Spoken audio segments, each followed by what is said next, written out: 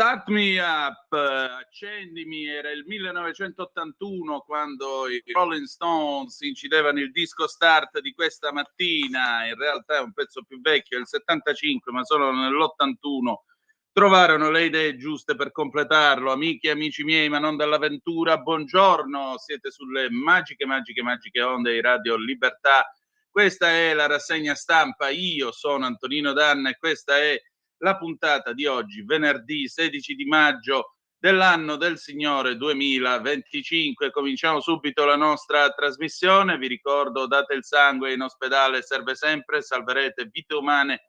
Chi salva una vita umana salva il mondo intero. Secondo appello, radiolibertà.net. Fesso chi non lo legge, perché vi perdete i Liberamente del direttore responsabile Giovanni Sallusti, gli Autodafé di Giulio Cainarca. Vi perdete la rassegna stampa di Semivarin che indegnamente sostituisco io per questo periodo e molta altra bella roba ancora, videopillole, informazioni, editoriali, approfondimenti, noccioline, caramelle, chi più ne ha più ne metta. Voglio salutare il nostro pescatore di magiche onde che è il grande Simone, che mi permette di essere qui tra voi stamattina, di proiettarmi alle vostre orecchie e ai vostri occhi.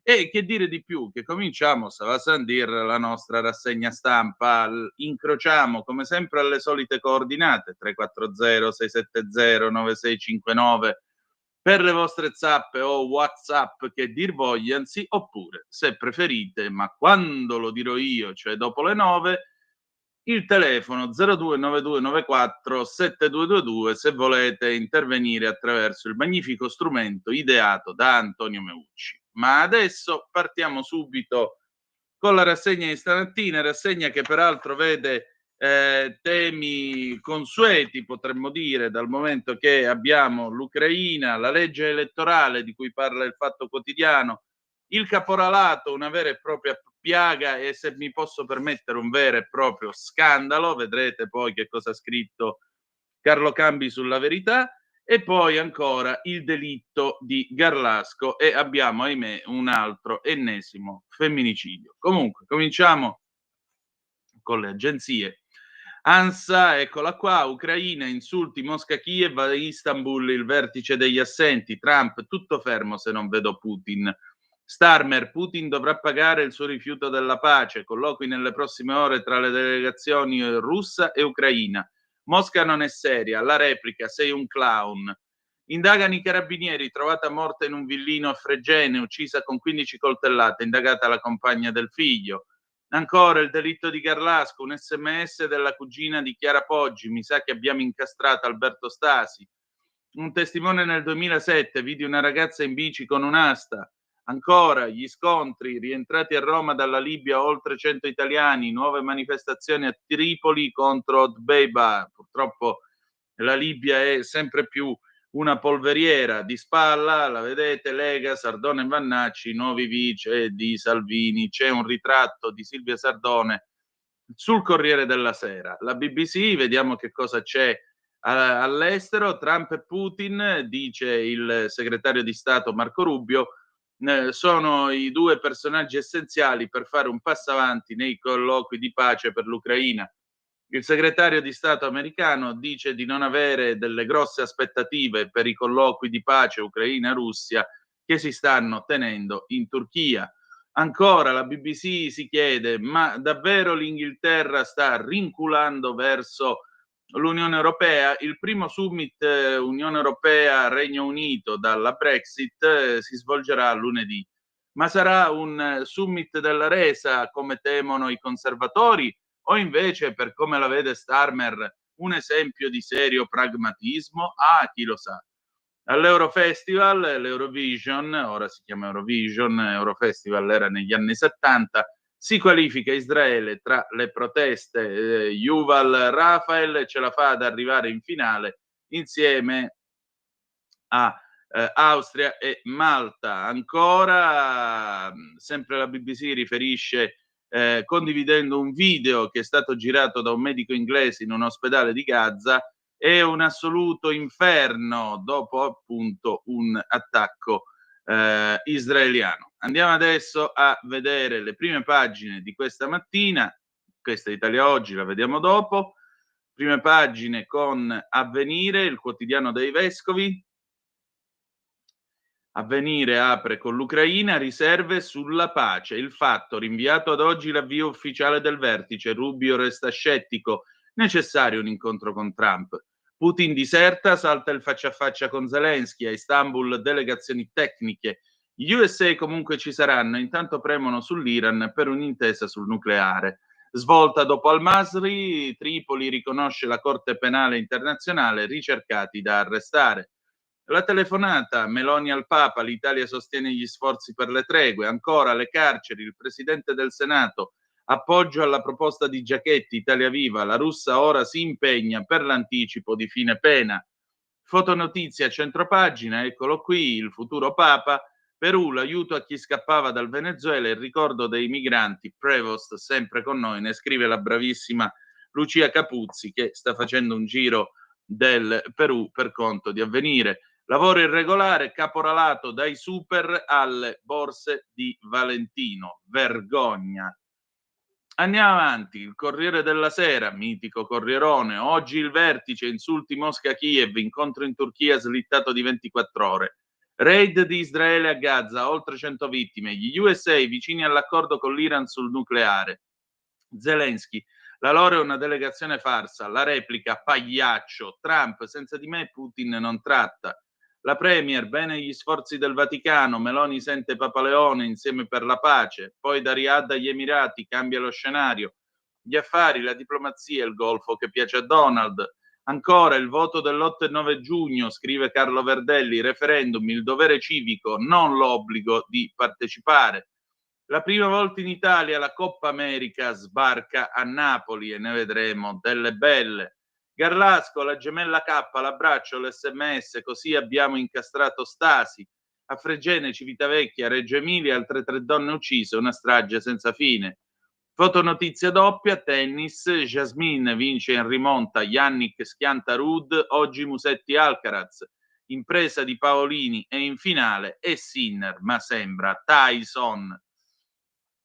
Il Fatto Quotidiano, eccolo qui c'è la legge elettorale, sentite un po', piano Meloni, il vice premier ai suoi, legge elettorale 6 mesi prima del voto, Tajani a Forza Italia, proporzionale e 55% a chi arriva primo, la destra teme il Sud per toglierlo a 5 Stelle e PD, niente collegi, marcare le distanze dagli alleati, il giurista, gli errori non insegnano, Azzariti, ignorano la Corte, anche questo sistema può essere bocciato.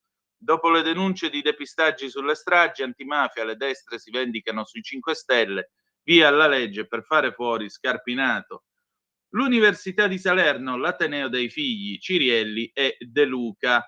E ancora, Crosetto mediatore per un imprenditore, nel 2019 fondi pubblici a centro di ricerca.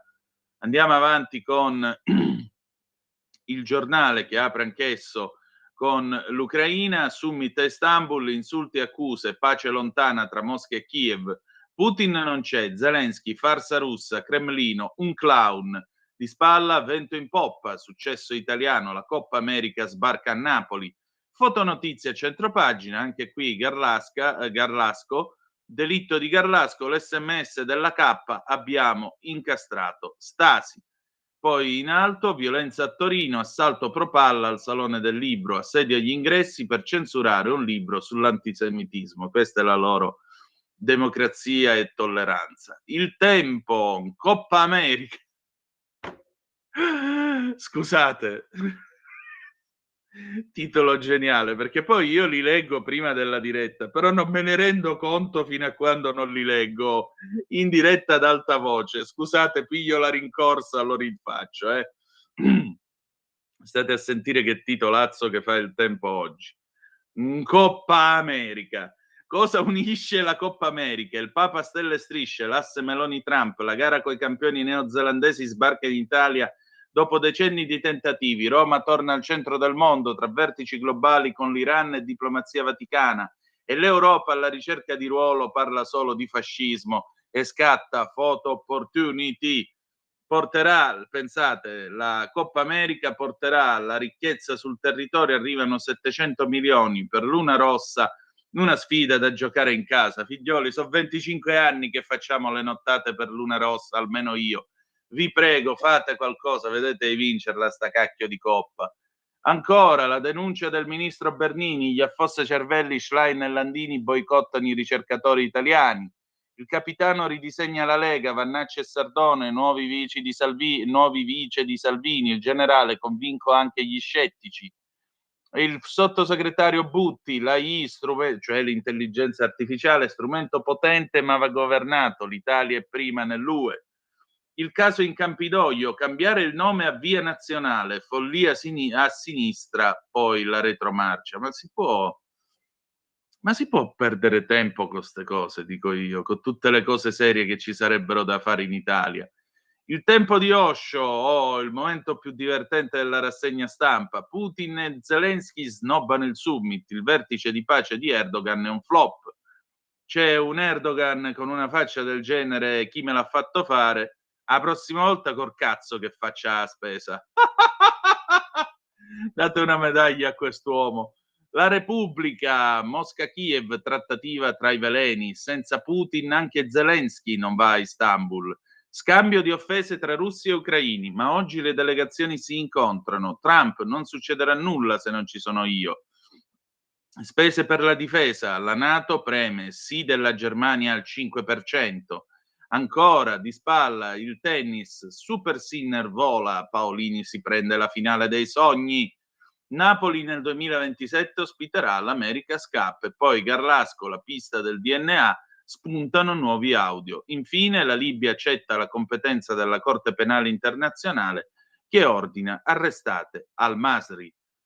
La Stampa, Ucraina, la beffa di Istanbul, via i colloqui ma senza leader, Zelensky non va, farsa del Cremlino, Mosca è un clown, oggi l'ultima chance.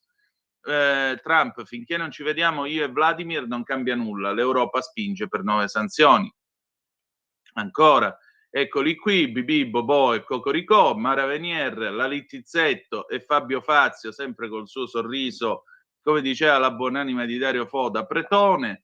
Via al Salone del Libro di Torino, il ministro Giuli, più soldi per l'editoria, le parole tra noi leggere, le risate all'improvviso, la lezione di Lalla Romano. Bene. La Verità, lo scandalo dei finanziamenti al cinema, regaliamo soldi anche alla Jolie e Polanski, che meraviglia. Continuiamo la pubblicazione dell'elenco di tutti i beneficiati, oltre ai numerosi compagni italiani ci sono persino star straniere e colossi come Warner Bros. E per il denaro elargito all'estero è stato abolito il tetto. Fotonotizia a centropagina, eccola qua, Silvia Salis, ex atleta di lancio del martello che il centro-sinistra è candidato a Genova come sindaco. Bene, Fabio Amendolara riferisce che Genova passa col rosso e travolge una donna, indagata la Salis, candidata sindaco del PD. Il rivale Pietro Piciocchi, che è il candidato del centrodestra, la sfida a mostrare il libretto degli esami universitari, test antidroga a noi candidati. Ancora, Mosca-Kiev, insulti, beffe, nascondino, ma oggi forse il primo vero contatto. Solo schermaglie in Turchia, bomba in Germania, l'SPD ha tagliato fuori l'Italia. Gli appelli di Draghi e Mattarella, sull'Europa nessun dorma, ma a dormire è proprio la UE. E poi vi dicevo di Carlo Cambi, ecco qui, inchiesta a Milano, la società finisce in amministrazione giudiziaria, caporalato nei guai un'azienda di Valentino. Show a Roma, Yannick Sinner e un martello, 6-0, 6-1 in semifinale, 2 azzurri. Poi le sorprese di Leone, scrive Francesco Borgonovo, Ratzinger e Guardini, con Prevost torna il senso del mistero, ed era pure ora, aggiungerei. Libero, caso Stasi, ormai è caos, martellate sulla giustizia. Dopo la ricerca dell'arma in un canale, spunta un SMS equivoco della cugina di Chiara Poggi. I dubbi sul giallo di Garlasco si moltiplicano. Comunque vada a finire, questo è uno scandalo. Fotonotizie a centropagina, eccolo qui, Amadeus. Chi l'ha visto? Altro flop Amadeus. Il suo nuovo show si ferma al 2%. E poi ancora gli antipatrioti La sinistra europea sta boicottando l'Italia, i socialisti tedeschi alleati del PD ci hanno fatto togliere dalla lista dei partner strategici.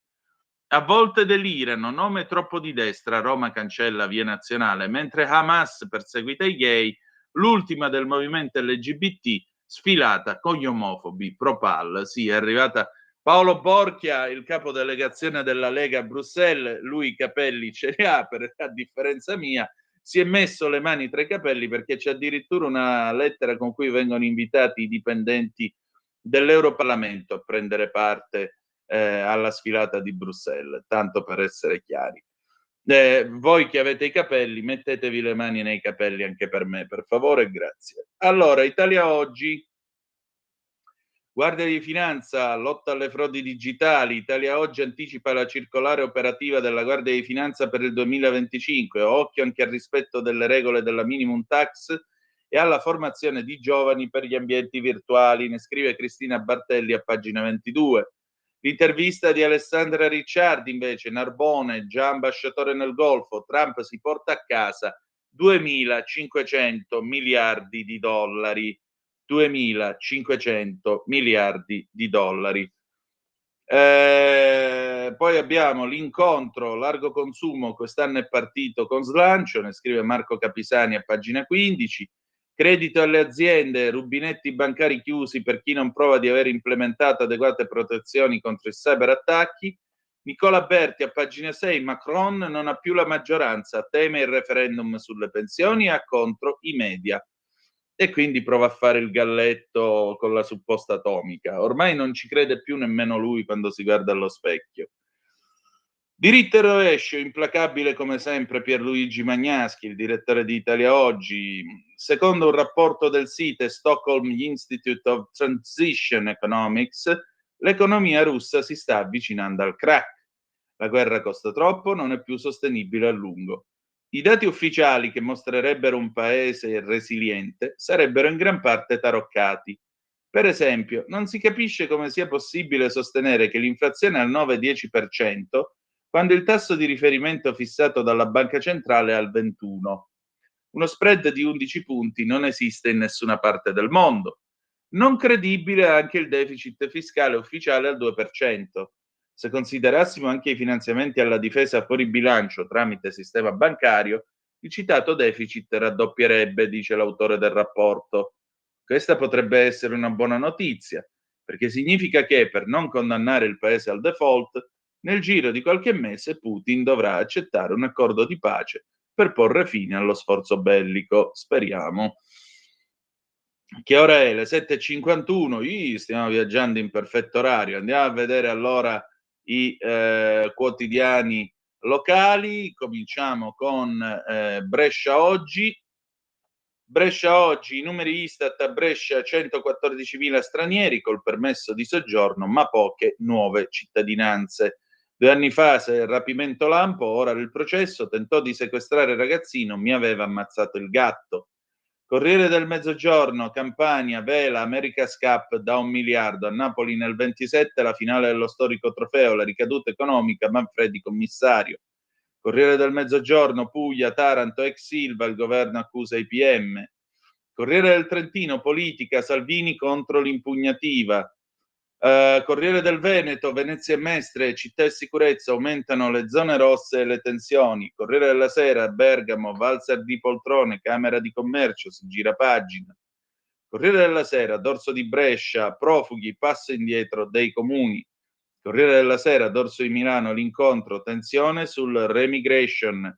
Il summit della destra europea si terrà domani a Gallarate, il sindaco non conferma. Corriere della Sera, Dorso di Roma, il degrado, Monte Mario, tornano le baracche, tende nell'area dell'incendio che a luglio distrusse la collina, altri accampamenti sul Tevere. Corriere Torino, l'evento, il salone tra guerra e pace, il ministro Giuli sottolinea la cultura è strumento che parla la lingua del dialogo. Corriere dell'Alto Adige, elezioni comunali, ballottaggio, ultimi appelli, Andriollo con gli Aneselli, Corrarati in piazza Matteotti, scelta determinante, non state a casa. Corriere di Bologna, dopo la vittoria, la Coppa e dei bolognesi. Corriere Fiorentino La Toscana, lo sciopero dell'acciaio derelitto. Corriere Romagna Rimini e San Marino, condannato per stupro, 52enne in sedia a rotelle. Gazzetta di Modena, donna di 48 anni trovata morta nell'appartamento del compagno. Gazzetta di Reggio, anche qui la stessa notizia d'apertura, mora a 48 anni, è un giallo. Giornale di Brescia, Ucraina, vertice turco, la pace può attendere. Il Cittadino, Lodigiano e Sud Milano, Casaletto scende dal bus e attraversa, 14enne travolto sulle SP 17, atterrato l'elisoccorso ieri sera, il ragazzo è stato portato a Bergamo, speriamo tutto per il meglio.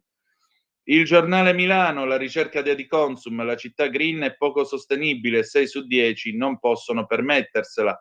Auto elettriche, migliorie energetiche per le case, prodotti puliti per il 65% dei lombardi, la transizione ecologica a costi troppo alti, dubbi anche sull'efficacia. Per me finché c'è benzina da bruciare la brucio, non me ne frega niente. Il Piccolo, più aiuti agli universitari. Il Piccolo di Alessandria in primo grado fu l'ASL a sbagliare, ora dovrà pagare più di 500.000 euro. Il Secolo XIX, botte ai prof, ora basta. Il Tirreno muore dopo 2 anni in coma. Massimo Galleni fu aggredito sugli scali Novilena. La Gazzetta del Mezzogiorno, duello d'acciaio, Pichetto boccia, sull'Ilva accusa incrociata in Senato, il ministro Urso e gli incidenti che spesso accadono. La Nuova di Venezia e Mestre, affitti brevi, norme al palo. E poi un brutto incidente frontale, muore a 34 anni davanti a moglie e figlio di 7 mesi. Dio lo accolga, la Prealpina, la truffa corre sui social, Gallarate offrono abbonamenti bus a 1,99 euro, tutto falso, la denuncia. La provincia di Como, variante, l'ultimo scandalo, dal 3 aprile solo 15 metri. La provincia di Cremona, pizzetti più sicuri e più liberi. E la provincia di Lecco, tribunale, riparte il cantiere, via libera dopo 2 anni. La provincia di Sondrio, le Olimpiadi del lavoro, 500 posti in valle. E poi chiudiamo con Repubblica Palermo, eccola qua. Sanità, indagine della finanza sul buco a 40 milioni, di spalla Bayesian, le frasi shock dei superstiti. Da Catania alla Sicilia, vertice mancato, la pace è lontana, Istanbul, Putin non si presenta, Zelensky da Erdogan, Trump, dialogo impossibile. Bene, si fa per dire bene, visto com'è conciato il mondo, le 7, 55 minuti e 55 secondi, avete visto che siamo in orario, pure in anticipo adesso, bene, mi sta piacendo la cosa, vediamo se c'è qualche zappetta che avete mandato al 340 670 9659. Qui c'è qualcuno che mi prega di restare a fare la rassegna stampa, no, non è giusto togliere posto ai colleghi. Io sono qua soltanto in sostituzione temporanea, per cui quando tornerà Semmi, lui riprenderà il timone e naturalmente farà la sua parte. Quindi no, non dipende da me, non decido io, il titolare vivo e vegeto, per cui mi dispiace, ma non togliamo sedie e poltrone a nessuno da sotto il sedere, per cui ci mancherebbe, anzi. Permettete, saluto Semmi che dice che ogni tanto ci ascolta pure, quindi caro Semmi, buongiorno a te e ben trovato. Allora, bella gente, detto tutto questo, dette tutte queste cose, noi passiamo alla questione, e così la svolgiamo in tempi abbastanza rapidi, alla questione ucraina, perché poi vi vorrei coinvolgere sulla legge elettorale e poi sul caporalato. Per quanto riguarda l'Ucraina, ecco qua. A Istanbul, siamo su Il Giornale, a Istanbul insulti e accuse, Mosca-Kiev, miraggi di pace, Putin non c'è, Zelensky non sarà agli incontri, la delegazione russa è una farsa, il Cremlino clown, ma oggi le squadre iniziano i colloqui. L'Ucraino, l'obiettivo è la tregua, i territori occupati sono nostri, i russi, compromessi possibili. Rubio, non ho grandi aspettative. Ogni volta che dico Rubio mi viene sempre in mente Gianmaria Volonté in Per un pugno di dollari. Ve lo ricordate quando gli chiedeva là il fucile? Rubio prendeva il fucile e sparava. Perché quando un uomo col fucile incontra un uomo con la pistola, eccetera, eccetera. Allora, cosa succede? I colloqui, scrive il collega Matteo Basile, prenderanno il via oggi, dopo che ieri si è registrato l'ennesimo nulla di fatto tra accuse e insulti. La delegazione ucraina, guidata dal ministro della difesa Rustem Umerov, e quella russa, col fedelissimo di Putin Vladimir Medinsky, inizieranno a discutere oggi, anche se il segretario di Stato USA Marco Rubio, inviato da Trump, che confessa: non penso abbiamo grandi aspettative.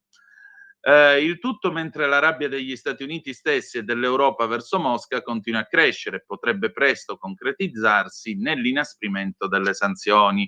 Se Putin continua a mandare avanti altri al suo posto, negandosi dai confronti diretti, a parlare Zelensky dopo l'incontro di Ankara col presidente turco Erdogan, che continua a mettersi a disposizione, anche per interesse personale, per una qualsiasi mediazione. E beh, d'altronde manchi il cane agita la coda per niente. Il presidente ucraino ribadisce di essere pronto a colloqui diretti con Vladimir Putin, ma purtroppo i russi non stanno prendendo abbastanza sul serio i negoziati, screditando la delegazione russa inviata a Istanbul. Non c'è nessuno che abbia effettivamente potere decisionale, ha detto. Per questo ha scelto di non presenziare ai negoziati, inviando il suo ministro della difesa Rustem Umerov. Che il bluff di Putin abbia smascherato le intenzioni di Mosca mettendo la Russia in una posizione scomoda lo si percepisce chiaramente dal nervosismo di collaboratori e tirapiedi dello zar. Zelensky è un clown, un fallito, una persona dall'istruzione sconosciuta, attacca la solita portavoce del Ministero degli Esteri russo Maria Zakharova. Lui chiama farsa la nostra delegazione, ma chi si crede di essere, ha detto. Anche il suo capo, il ministro Lavrov, messo spalle al muro, ha deciso di alzare il tiro. Zelensky aveva dichiarato di volere che Putin venisse di persona. Beh, che persona penosa. È chiaro a tutti, tranne probabilmente a lui stesso e a coloro che lo stanno manipolando, ha detto, nel tentativo di delegittimare l'interlocutore, sforando poi nel ridicolo quando dice che è l'Europa a non volere la pace. Puntuale è arrivata la replica di Kiev, invece di affrontare una seria discussione sulla fine della guerra e il ripristino della pace, quello che sentiamo dalla Russia sono insulti personali al presidente ucraino. Non è la prima volta che il Ministero degli Esteri russo diventa uno zimbello, è il commento del Ministero degli Esteri ucraino. Zelensky ha anche affermato che Erdogan ha riconosciuto la Crimea come ucraina e ribadito che non si potrà mai discutere di concessioni territoriali, oltre a spiegare che i colloqui riguarderanno solo un possibile cessate il fuoco, perché la Russia non vuole davvero la pace, e invitando i partner occidentali a inasprire le sanzioni contro Mosca. La CNN intanto informa che i russi ammassano truppe al confine, ci sono preparativi per una nuova offensiva. I comandanti russi aspirano a creare una grande forza, ha affermato un funzionario statunitense, aggiungendo che la probabile offensiva è mirata a guadagnare più terreno nell'Ucraina orientale.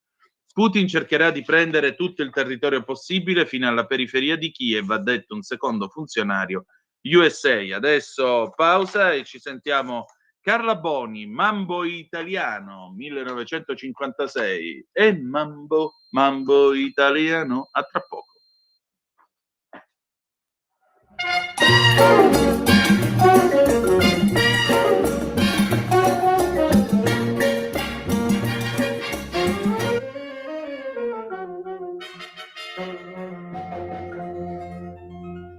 Miss Mary giunse a Napoli venendo dall'America per imparare tutte le canzoni, ma quando canta che confusione.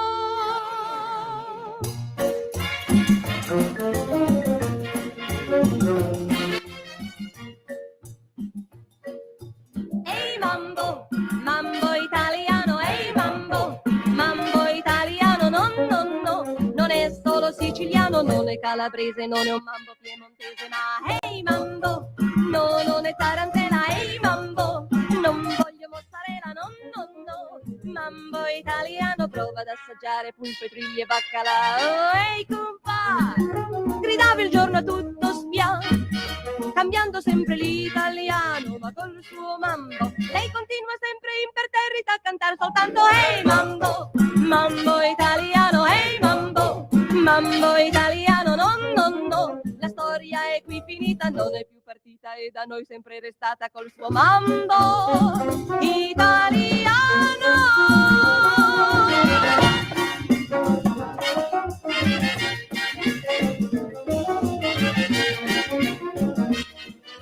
Non è calabrese, non è un mambo piemontese,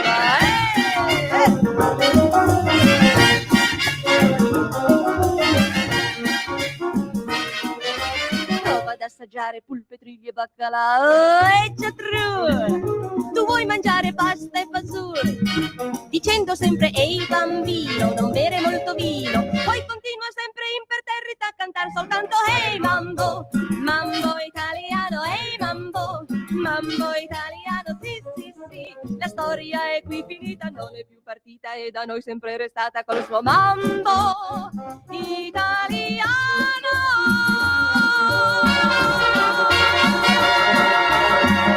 Che mambo!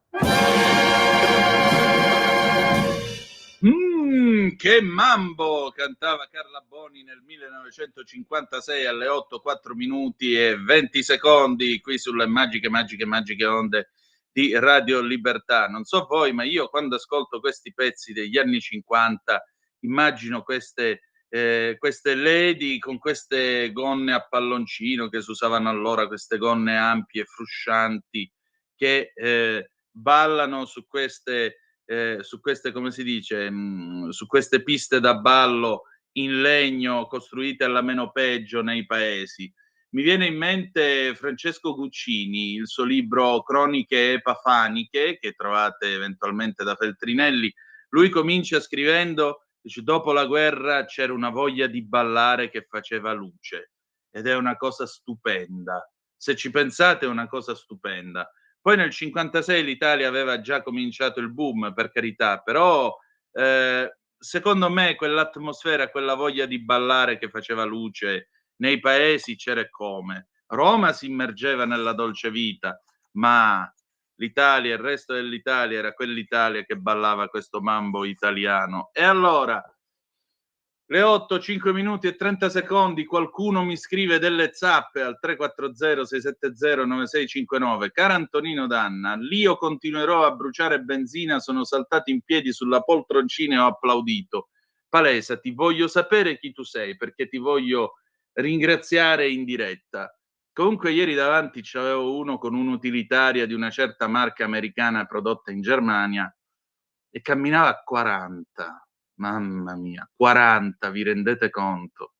Quarta, terza, giù tutta, frecce a sinistra e tu senti quei 190 cavalli, proprio il risucchio della benzina che va giù in quelle 6 camere di scoppio, però in quell'attimo alla velocità del pensiero passi oltre e sono già 110 all'ora. Poi mi sono svegliato, però vabbè, o forse no. Chi lo sa se è successo davvero? Ah, saperlo. Buongiorno, come ha spiegato ieri Max Del Papa, dove vogliamo andare coi malavitosi a capo di tutte le agenzie di potere? Ha ragione Putin, idioti, aggiungo io, assassini mafiosi, Marco. E se ha ragione Putin, Marco, di che cosa stiamo a discutere? PS, il giornale, come sempre sulla Russia, gira i pizzini dei servizi. Insomma, mi ricorda tanto quello sketch di Franco Franchi che poi alla fine concludeva sempre dicendo all'interlocutore vabbè, ma tanto sei cornuto. E il cornuto, diceva il duce, si sa, ha sempre torto. Questo lo disse quando ci fu una lite al Popolo d'Italia e allora un giornalista sfidò a duello, no, questo non è nella serie M, questo è un fatto realmente accaduto, l'ha raccontato Montanelli. A un certo punto ci fu, anzi l'ha raccontata Enzo Biagi, ora che mi ricordo, ci fu questa lite tra i due colleghi perché uno era andato a letto con la moglie di un altro e allora a quel punto, per evitare il duello, si rivolsero al duce, al futuro duce, che da direttore del Popolo d'Italia doveva giudicare e risolvere, quindi dirimere la questione in anteprima. E Mussolini rispose: il cornuto ha sempre torto, il verdetto è inappellabile. Quindi se ha ragione sempre Putin, figuriamoci. Buongiorno Antonino e radioascoltatori, buongiorno a te, un saluto a Semmi e a tutti i pelati del mondo. Ricordo mio padre che si è sposato pelato a 29 anni. A me è andata abbastanza bene, onore al Giro d'Italia e a Matteo Salvini. A me non è andata molto bene perché anch'io ho una discreta piazzola d'atterraggio in testa, però ammetto che ogni 2 mesi, quando vedo che mi vengono le basette tipo marmotta, a quel punto mi rapo a zero, e specialmente d'estate è una liberazione avere la testa al fresco. Ah, che goduria! Che cosa ne potete sapere voi che balzate, vi passate la mano tra i capelli e dite: "Ah, che bel sogno che ho fatto stanotte." Siete proprio brutta gente, lasciatevelo dire.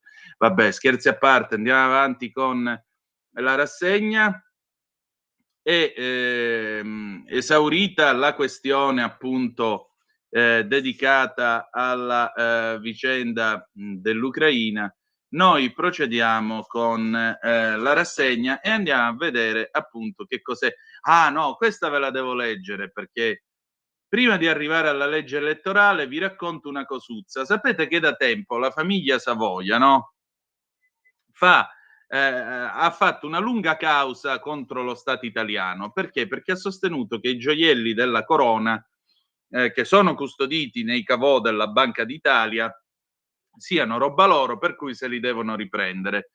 Bene, ieri c'è stata la sentenza, pagina 16 del giornale, la storia si chiude, almeno per ora, nel caveau della Banca d'Italia.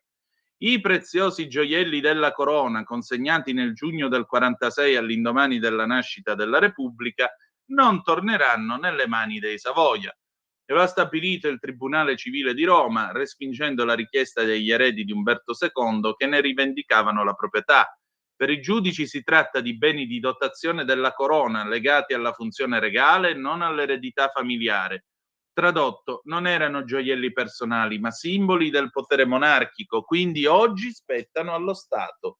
Una vicenda che affonda le sue radici nella fine della monarchia italiana, quando re Umberto II, dopo la sconfitta al referendum del 2 giugno del 46, lasciò l'Italia.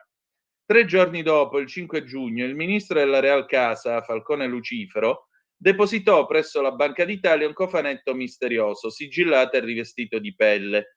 Conteneva, secondo l'inventario stilato 30 anni dopo dalla Procura di Roma, 6.732 brillanti, 2.000 perle, diademi, spille e collier. Tra questi un raro diamante rosa montato su una spilla a forma di fiocco e il gran diadema indossato dalla regina Margherita e poi dalle successive reali consorti Elena e Maria José. Un vero tesoro. Il valore di stima affidato dalla Procura di Roma alla Maison Bulgari nel 76 ammonta a circa 20 milioni di euro attuali.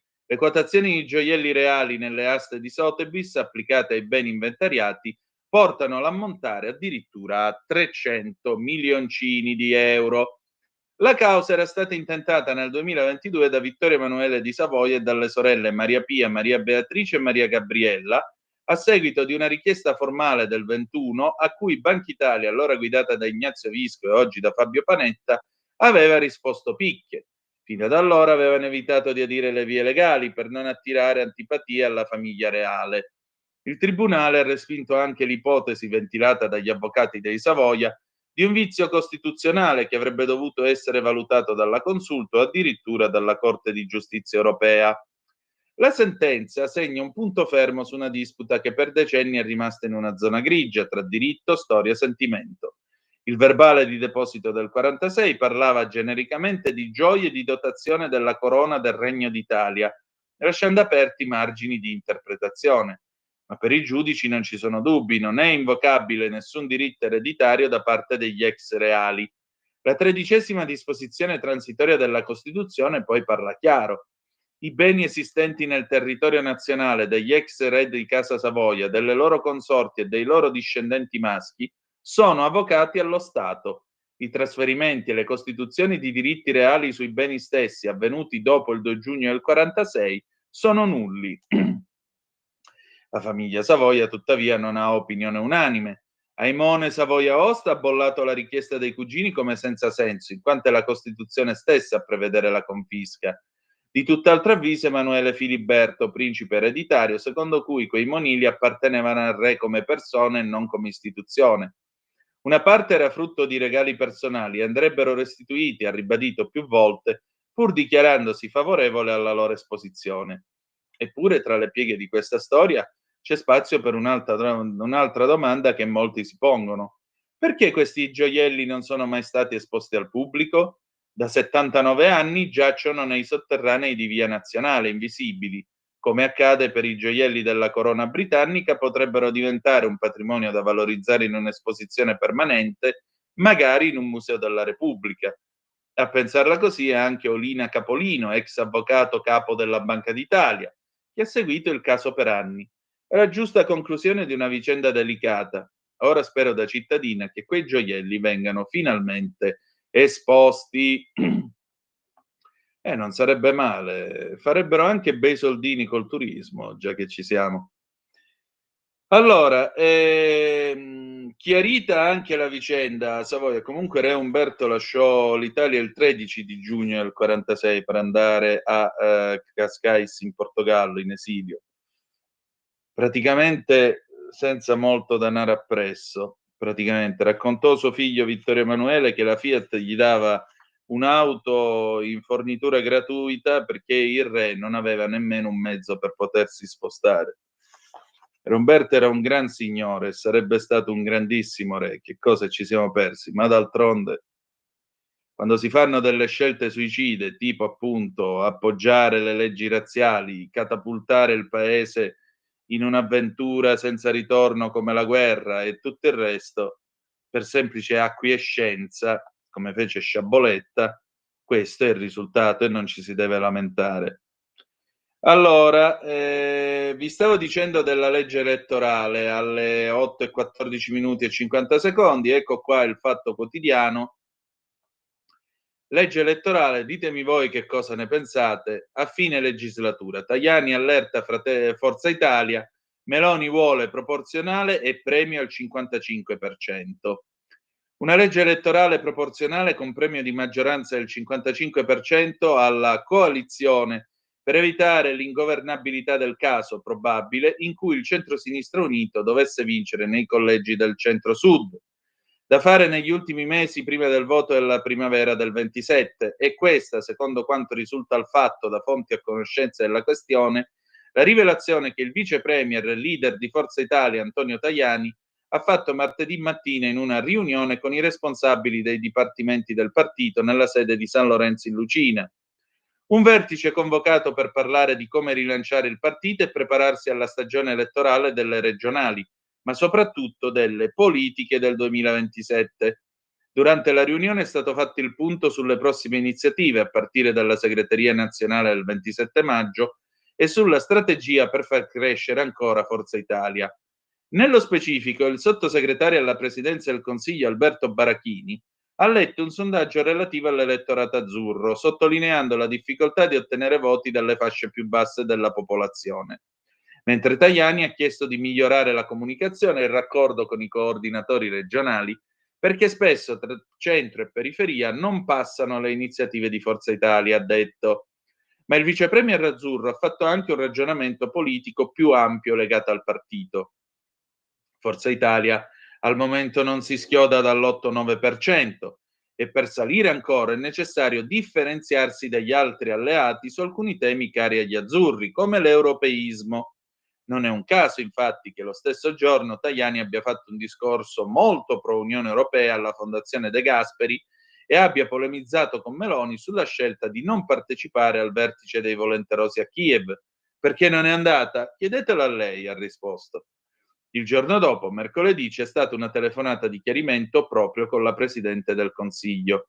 Una strategia, ha continuato Tajani, che servirà alla luce della modifica della legge elettorale. Il vice premier ha spiegato che al momento è ancora un dibattito da giornali, ma tra poche settimane entrerà nel vivo e ha presentato quale sarà il progetto del governo, anche alla luce del pranzo che lo stesso Tajani aveva avuto con Meloni e Salvini a Palazzo Chigi venerdì scorso prima del Consiglio dei Ministri. La Premier sa che se nel 27 si dovesse andare a votare con Rosatellum, il rischio è che una larga coalizione di centrosinistra possa vincere nei collegi del centro-sud, mentre il centrodestra avere la meglio nel centro-nord. Questo scenario potrebbe portare a immobilismo e ingovernabilità e quindi col rischio che Meloni resti fuori da Palazzo Chigi. Così, ha spiegato Tajani ai dirigenti di Forza Italia, si va verso una legge elettorale proporzionale con premio di maggioranza del 55% alla coalizione. Insomma, un sistema che obbligherebbe i partiti a coalizzarsi e a indicare un candidato premier prima delle elezioni politiche. Una proposta che, per come è costruita, troverebbe consenso anche nella segretaria del PD Elly Schlein. Tajani ha anche spiegato che ci sono due ipotesi per le liste.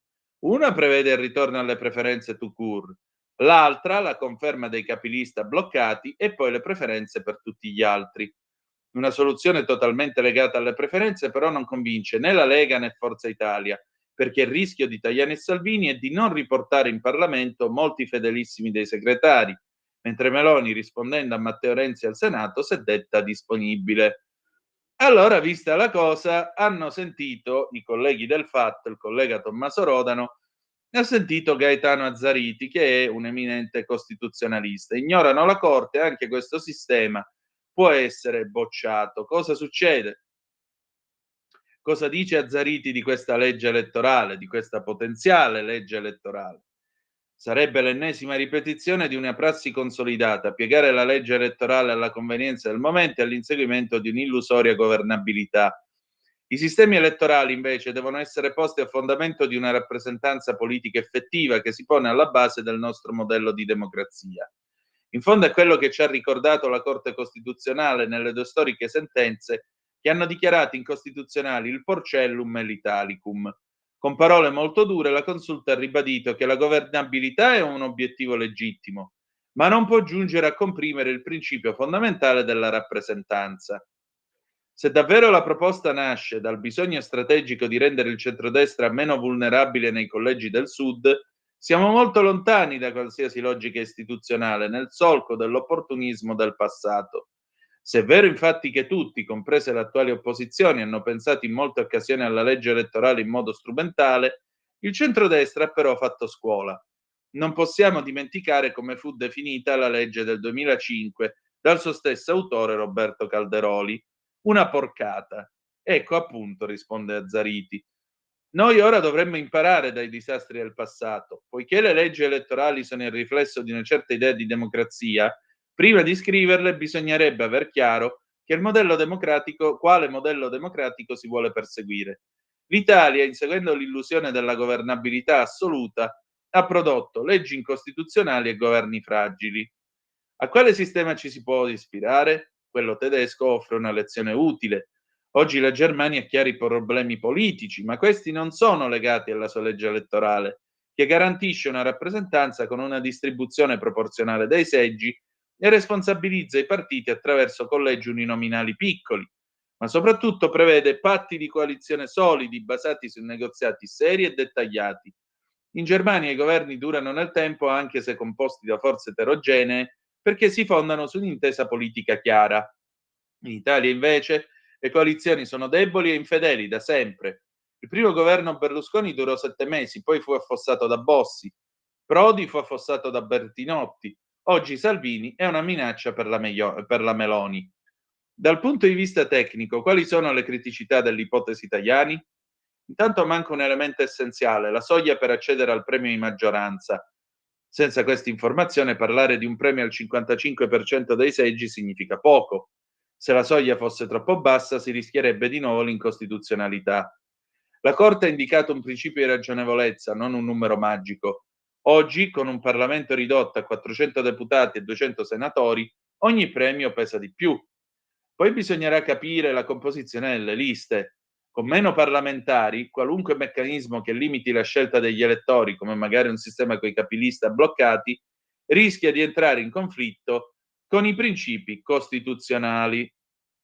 Però, il premio di maggioranza 55%, 55% significa avere, si spera, una maggioranza stabile, ma anche una maggioranza che ha una responsabilità non da poco verso gli elettori, perché con una quantità di parlamentari così imperiale, mi verrebbe da dire, se poi stai al governo e cadi dopo 6 mesi, un anno, se poi stai al governo e per 5 anni non fai niente, alla prima opportunità di andare a votare io ti faccio un fondo schiena così e voto qualcun altro. Cioè, non è tanto, a me non pare tanto sbagliata, insomma, questa idea del premio di maggioranza. Vabbè che, sapete, già nel 53 la legge truffa, eccetera, eccetera, ne hanno dette di tutti i tipi, però secondo voi può avere senso? Secondo me sì, perché almeno tu sei responsabilizzato il doppio davanti al popolo che ti elegge. Specialmente il partito di maggioranza, aggiungerei, specialmente. Non so, scrivetemi 340 670 9659. Allora, sono Fausto e ho una stupenda Alfa Romeo GT, sei un grande, ma quant'è? 1300, 1600, 2000? Rassegna stampa, tra gli squittii di Varin e la cantilena senza punteggiatura di Antonino vorrei di nuovo il vecchio Cainarca. Ah, ci dispiace. Buongiorno Antò, a ognuno il suo lavoro, rassegna stampa la deve fare un giornalista, pure Semmi un giornalista, a cui dà spunti per ragionare ci sazia di cultura. Il buon Semmi deve fare il suo, benedetti Dio, è un giornalista pure lui, che diamine, dai, non diciamo queste cose che non è giusto. Silvio da Torino, certo, premio di maggioranza sempre, qua l'unica minaccia per il governo si chiamano Tajani e Pier Silvio, non Salvini.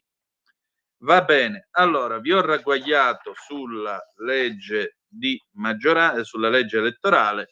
Ora andiamo a vedere questa oscenità, perché non mi viene altra parola veramente, questa cosa oscena che è il caporalato. Allora, state a vedere che cosa ha realizzato l'amico Carlo Cambi.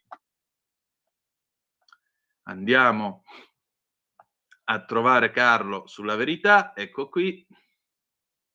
Intanto sono le 8:25, pagina 21. Andiamo a pagina 21, ma non c'è solo questo, perché poi c'è anche altro che poi vi dirò sul caporalato, 19, 20 e 21. Ecco qua. Sentite che roba. Agevolava il caporalato cinese, nei guai un'azienda di Valentino. La Bex Lab finisce in amministrazione giudiziaria per omesso controllo su 7 opifici nella catena dei subappalti. 67 schiavi producevano borse in condizioni disumane, il tutto per abbattere i costi. Cosa scrive Carlo Cambi? Cambi scrive questa cosa. E io veramente, pure qua mi metto le mani nei capelli. Viene da chiedersi se Romano Prodi, che da presidente della Commissione europea spalancò le porte del WTO alla Cina e oggi magnifica da Pechino l'economia del dragone, aveva previsto che la fabbrica del mondo poteva funzionare in spregio totale dei diritti più elementari di chi lavora, quei diritti che lui da leader e maestro ispiratore della sinistra ha sempre sostenuto essere la sua priorità. Sarebbe interessante un suo parere, perché ancora una volta il sistema a moda italiano viene pizzicato a sfruttare i lavoratori cinesi, quasi che senza i contoterzisti che schiavizzano i lavoratori non ci fosse modo di produrre. Eppure i prodotti d'alta moda costano. La Cina da noi ha esportato anche il caporalato degli operai delle fabbriche dell'Interland milanese, ormai colonizzate dai cinesi. L'inchiesta riguarda la Valentino Bags ed è partita, già in altre analoghe indagini, dal pubblico ministero dottor Paolo Storari della Procura della Repubblica di Milano. Ieri la sezione misure di prevenzione del Tribunale di Milano ha disposto l'amministrazione giudiziale per la Valentino Bags SRL. Si tratta della controllata del gruppo Valentino che mette in commercio le borse firmate da Valentino Garavani, re degli stilisti italiani, e che da ormai diversi anni è passata di mano. La Kering 2 anni fa ha acquisito dal fondo del Qatar Mayula il 30% del pacchetto azionario per salire entro quest'anno al 100% del capitale. Kering è, dopo LVMH di Bernard Arnault, che possiede anche Dior, una delle aziende pizzicate da Storari, il secondo gruppo del lusso. Negli ultimi 2 anni ha accusato una flessione di fatturato, ha chiuso il 24 con un utile netto di 1.133 miliardi di euro, in calo del 62%, e ricavi pari a 17,194 miliardi, in flessione del 12%. La holding guidata da François-Henri Pinault ha in portafoglio Gucci, Ginori 1735, Brioni, Bottega Veneta, Pomellato, oltre ai brand francesi Balenciaga, Boucheron, Yves Saint Laurent, McQueen, Dodò e ai, si fa per dire, private label Kering Eyewear e Kering Beauté. Bene, le indagini condotte dal Nucleo Ispettorato del Lavoro dei Carabinieri di Milano hanno messo in evidenza che le griffatissime pochette di Valentino venivano fatte da contoterzisti che sfruttano i lavoratori e si avvalgono di caporali. Gli accertamenti avrebbero rilevato come la Valentino Bags affidi a terzi il confezionamento di intere linee del catalogo. Secondo quanto rilevato da Carabinieri, dati i prezzi concordati con i subfornitori, l'azienda committente per la riproduzione su scala industriale può competere sul mercato solo esternalizzando le commesse a opifici gestiti da cittadini cinesi, i quali anche mediante il ricorso a subappalti non autorizzati riescono ad abbattere i costi ricorrendo al sistematico impiego di manodopera irregolare e clandestina in condizioni di sfruttamento. L'inchiesta è partita a marzo con ispezioni in diversi laboratori nella provincia di Milano e Monza Brianza. Hanno trovato 67 lavoratori schiavizzati, di cui 9 occupati in nero, che erano reclutati da caporali alloggiati come usano i cinesi in scantinati attigui alle fabbriche. I carabinieri hanno anche scovato 3 ditte che facevano una produzione fantasma. Si sospetta che triangolassero dei prodotti che arrivavano direttamente dalla Cina con una fatturazione per operazioni inesistenti a carico delle ditte subappaltatrici. Oltre alla messa in amministrazione giudiziale della Grif di Valentino, ci sono 7 cinesi denunciati per caporalato. Il caso della Valentino Bags, il fatturato del marchio Valentino è di 1,3 miliardi, le borse vanno da un minimo di 600 euro a 3.800, non è certo isolato. La prima inchiesta fu fatta a carico dell'Alviero Martini, fu commissariata 16 mesi fa perché i carabinieri avevano accertato l'impiego di lavoratori in condizioni di sfruttamento. Analoga inchiesta è stata fatta a carico della Giorgio Armani Operations SPA, società che si occupa di progettazione e produzione di abbigliamenti e accessori del gruppo del colosso della moda. Anche in quel caso il PM Paolo Storari con la collega Luisa Baima Bollone avevano individuato l'uso di opifici abusivi e il ricorso a manodopera cinese in nero e clandestina per la realizzazione di prodotti affidati a contoterzisti. Sotto la lente del PM Storari è finito anche il Sancta Sanctorum del lusso, Dior. La Manufacture Dior SRL, la fabbrica italiana delle borse e degli articoli da viaggio della Maison francese, con le stesse motivazioni delle altre case di moda, era finita in amministrazione giudiziaria nel giugno del 24 e ne è uscita, come Armani Operations, a fine febbraio. Tuttavia, su Armani e Dior sta indagando proprio anche l'antitrust in relazione al fatto che i prodotti con i loro marchi possono essere stati posti in commercio con possibili condotte illecite nella promozione e vendita di articoli e accessori di abbigliamento, in violazione delle norme del codice di consumo. Come dire, i dazi di Donald Trump saranno pure antipatici, ma dalla Cina non abbiamo avuto ottimi esempi. Le 8:31, pausa, pubblicità, meteo, e dopo torniamo con Edoardo Bennato. Meno male che adesso non c'è Nerone del 1974, ma meno male davvero. Stai ascoltando Radio Libertà, la tua voce libera, senza filtri né censura. La tua radio.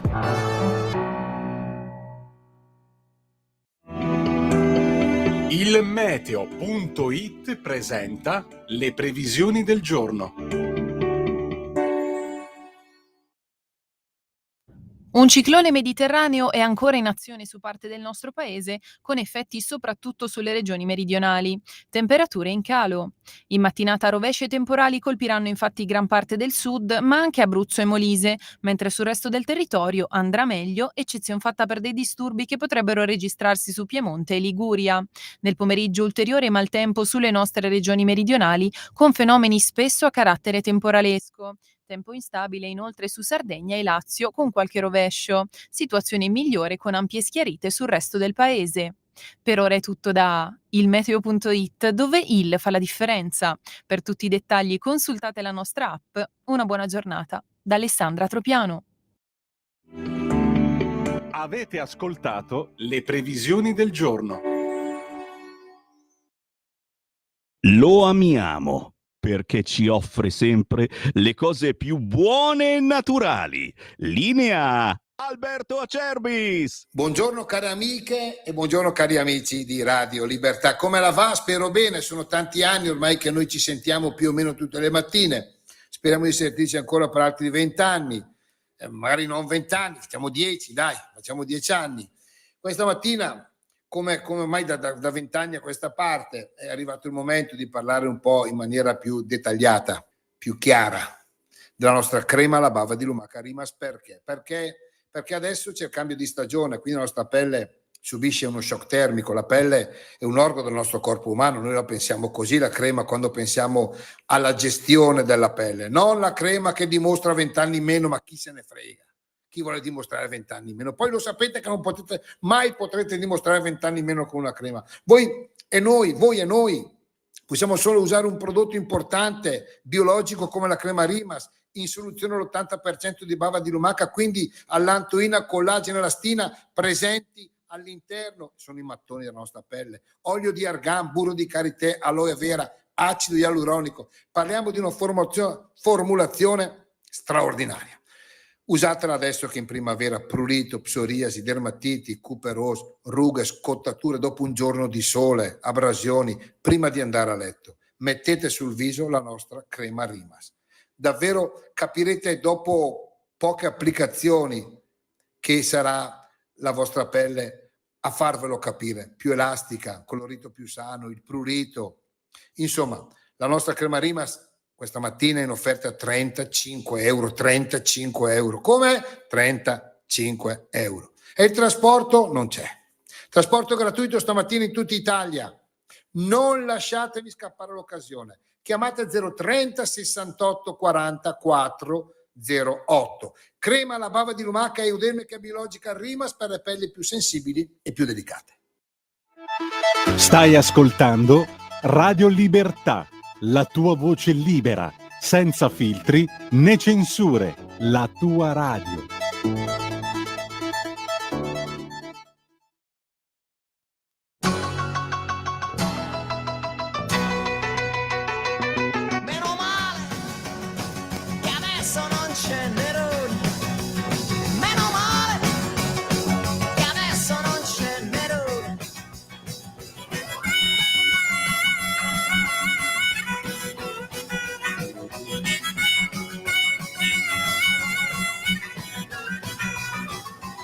Quanta paura che ti fece a scuola, tra le lezioni da imparare a memoria, la storia di un imperatore che era per tutti un gran terrore. Allora tu dicesti, meno male che adesso non c'è Nerone.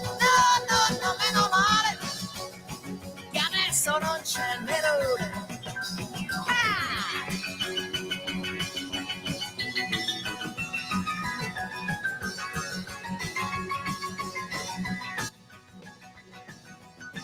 Comandava sopra il mondo intero, teneva tutti sotto la sua mano.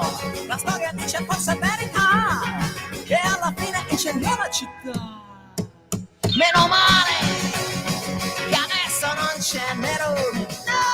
No, meno male che adesso non c'è Nerone.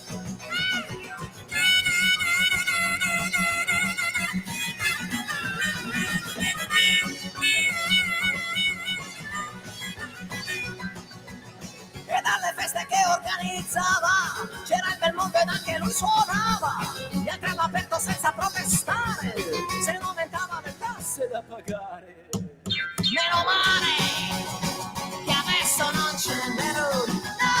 No, meno male che adesso non c'è Nerone.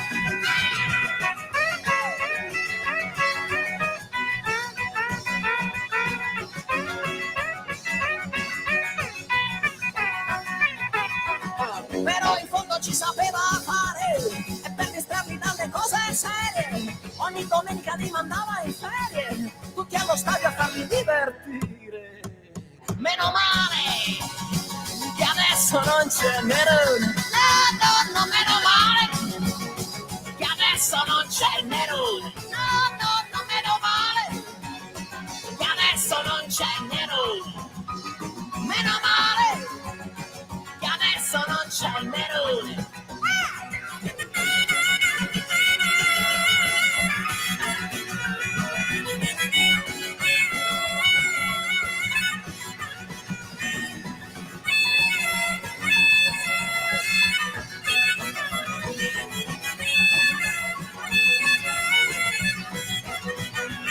Meno male che adesso non c'è il Nerone. No, meno male che adesso non c'è il Nerone.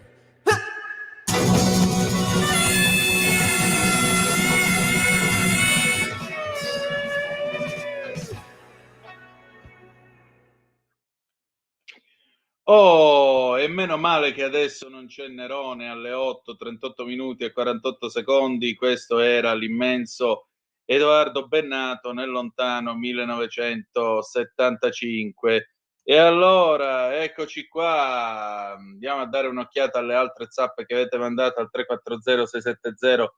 340-670-9659. Caro Antonino, la Valentino non è più di proprietà italiana ma di un gruppo del Qatar. Il caporalato va perseguito lì. Buona giornata. Sì, questo che non è più proprietà italiana l'ha scritto anche Carlo Cambi e io infatti l'ho letto, però il caporalato non va perseguito lì, va perseguito soprattutto qui, perché io quando vedo che c'è gente che lavora nelle aziende, in certe aziende italiane arronzate dentro gli sgabuzzini per 2,50 euro all'ora, e mi girano e non poco, perché è uno sfruttamento totale. E non stiamo a fare i discorsi, sfruttano i migranti, no, sfruttano pure gli italiani. Quindi il caporalato non ha colore di pelle, non ha discorsi, è semplicemente una porcata e come tale va combattuto. Ancora, no ai capilista bloccati, basta con i paraculi dei leader, con il proporzionale collegi piccoli si aumenterebbe la dialettica interna ai partiti e la democrazia interna agli stessi. Finalmente diventerebbero centrali i territori e la competenza, non il leccaculismo. Mi pare di capire che questo nostro ascoltatore / ascoltatrice è evidentemente a favore, sulle parole del professore Azzariti, è evidentemente a favore di una soluzione alla tedesca. Vedete un po' voi, insomma, come la potete vedere, come potete, diciamo, sistemare la situazione. Allora, andiamo con, ecco, questa parte la potremmo chiamare un po' come l'Osservatore Romano, nostre informazioni, che è la parte dell'Osservatore Romano dove ci sono le nomine. Allora eccoci qua sul Corriere della Sera, perché appunto abbiamo nostre informazioni, però è bello, dai, e che cavolo, unicuique sum non prevalebunt. Il personaggio, dalle battaglie contro il velo alle minacce dei rapper, Sardone, la vice di Salvini, la nomina numero 2 del partito insieme a Vannacci. Ecco qua, Corriere della Sera dedica questa mezza paginata a Silvia Sardone e al generale Vannacci. La sorpresa di Salvini: nel pacchetto di testa della Lega entrano come sue vice Roberto Vannacci e anche Silvia Sardone, passionaria anti-immigrati, anti-rom, da qualche tempo sotto scorta proprio per le continue minacce da parte di rapper e Maranza, ma anche Wonder Woman delle preferenze, nella sua Milano, ma anche nella gigantesca eurocircoscrizione del nord-ovest. Lei lo ha appreso dalle anticipazioni dei giornali mentre stava andando a Roma per il Consiglio federale, di cui era già membro di diritto dal congresso dello scorso aprile. E proprio di quel congresso la sua designazione è figlia, non una quota rosa, le leghiste non le vogliono neppure sentir nominare, ma un riconoscimento per i consensi conquistati col lavoro sul territorio. Una scelta che comunque tiene conto anche del fatto che da tempo le indagini d'opinione segnalano che l'elettorato leghista è in buona maggioranza femminile. Inoltre, tra i vice è valorizzata la presenza in Europa, data la centralità dei toni anti-Bruxelles assunta nella linea del partito.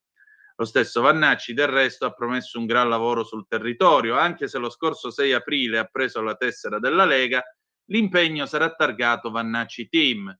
Farò campagna elettorale per le prossime amministrative, sarò presente sul territorio partendo da quartieri e piazze. Parlerò con le persone, con la gente concreta che vuol cambiare le cose.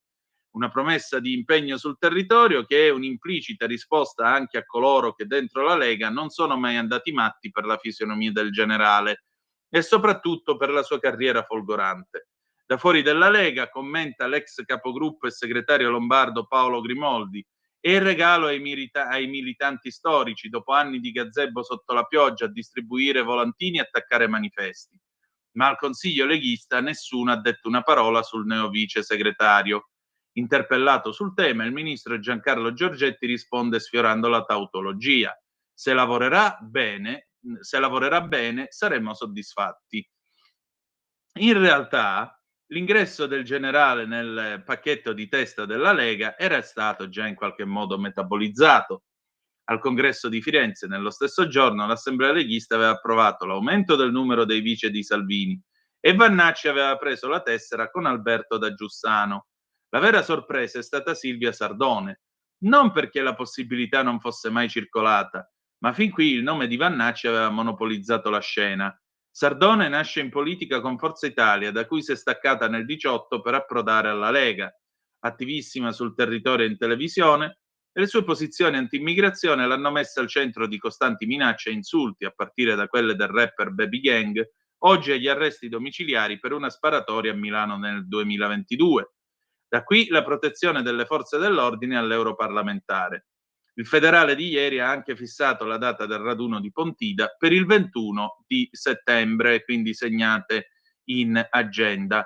Restiamo, diciamo, nell'ambito, non dico di nostre informazioni, però restiamo sempre in tema di politica, perché sapete che c'è stata molta maretta sul concetto del terzo mandato e il Corriere della Sera pubblica questo pezzo appunto sulle motivazioni che la Corte Costituzionale ha addotto per dire no al terzo mandato per De Luca, e questo chiaramente per analogia può essere un discorso che riguarda anche l'ottimo Zaia. E la Corte, il divieto del terzo mandato è un principio fondamentale. Le motivazioni della consulta sullo stop a De Luca: la Lega non si impugni la legge trentina. Allora, che cosa ha deciso la Corte Costituzionale? Soprattutto perché ha motivato questa decisione in questo modo?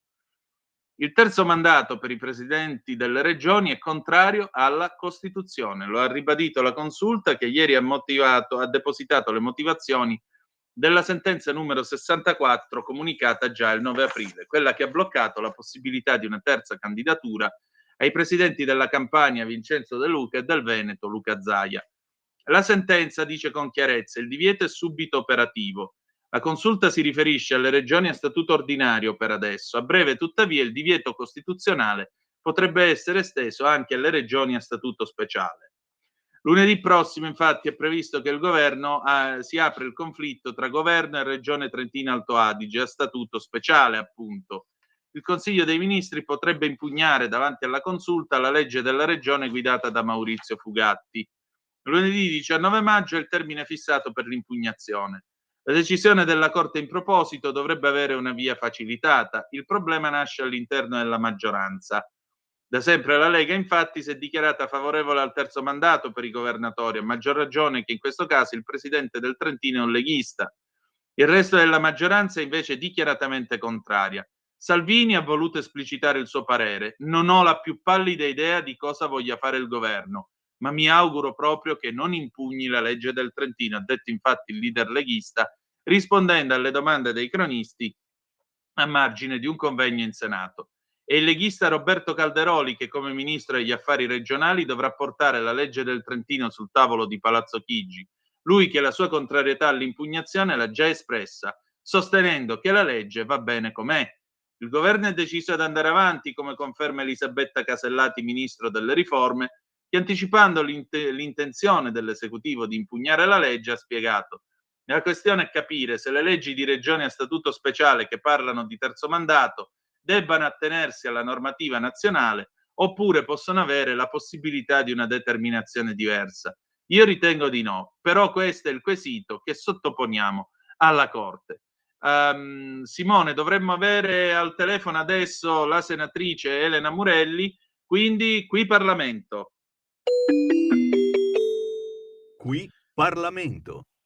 Allora, le signore intanto non si fanno aspettare e quindi mi scuso, ma le scuse sono doppie perché l'altro giorno per problemi tecnici non siamo stati in grado di avere la senatrice Elena Murelli come gradita ospite nel Qui Parlamento a Zoom. Quindi, senatrice, buongiorno a lei e scuse doppie tanto per cominciare. Buongiorno a lei e a tutti gli ascoltatori. Non si preoccupi, sono cose che purtroppo possono accadere. Mi spiace, mi fa piacere risentirci in ogni caso questa mattina e tutte le volte che ci siamo sentiti e ci sentiremo ancora, perché è bello raccontarvi ciò che facciamo in Parlamento.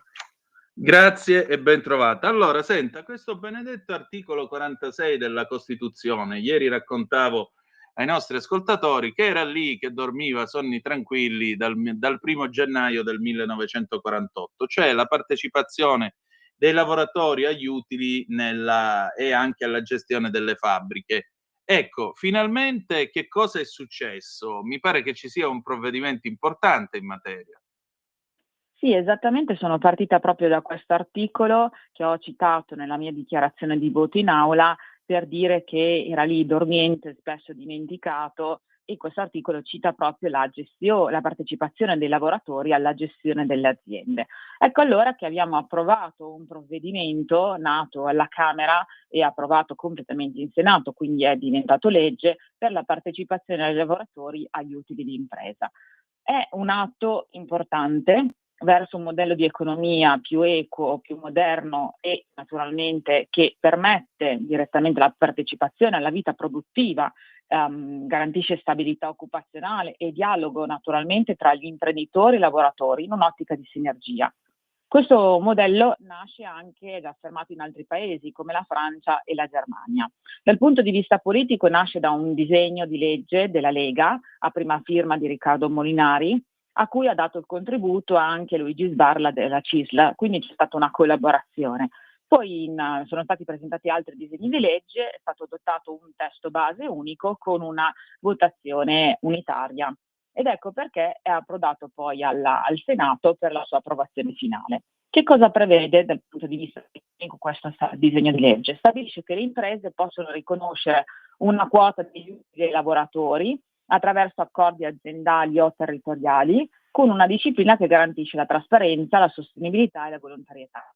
Dall'altra, le imprese attivano questi meccanismi anche sotto forma di premi di risultato, detassati o di strumenti di welfare aziendale, che sono molto importanti proprio per la partecipazione alla vita delle aziende e dei lavoratori.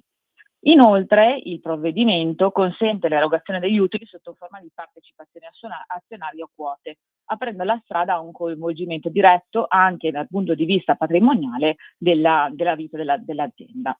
Non si tratta quindi di un obbligo ma un'opportunità per le imprese per fidelizzare il personale, per motivarli sempre di più e dall'altro punto di vista i lavoratori non sono riconosciuti come un costo ma vengono visti come un fattore strategico di crescita dell'azienda stessa.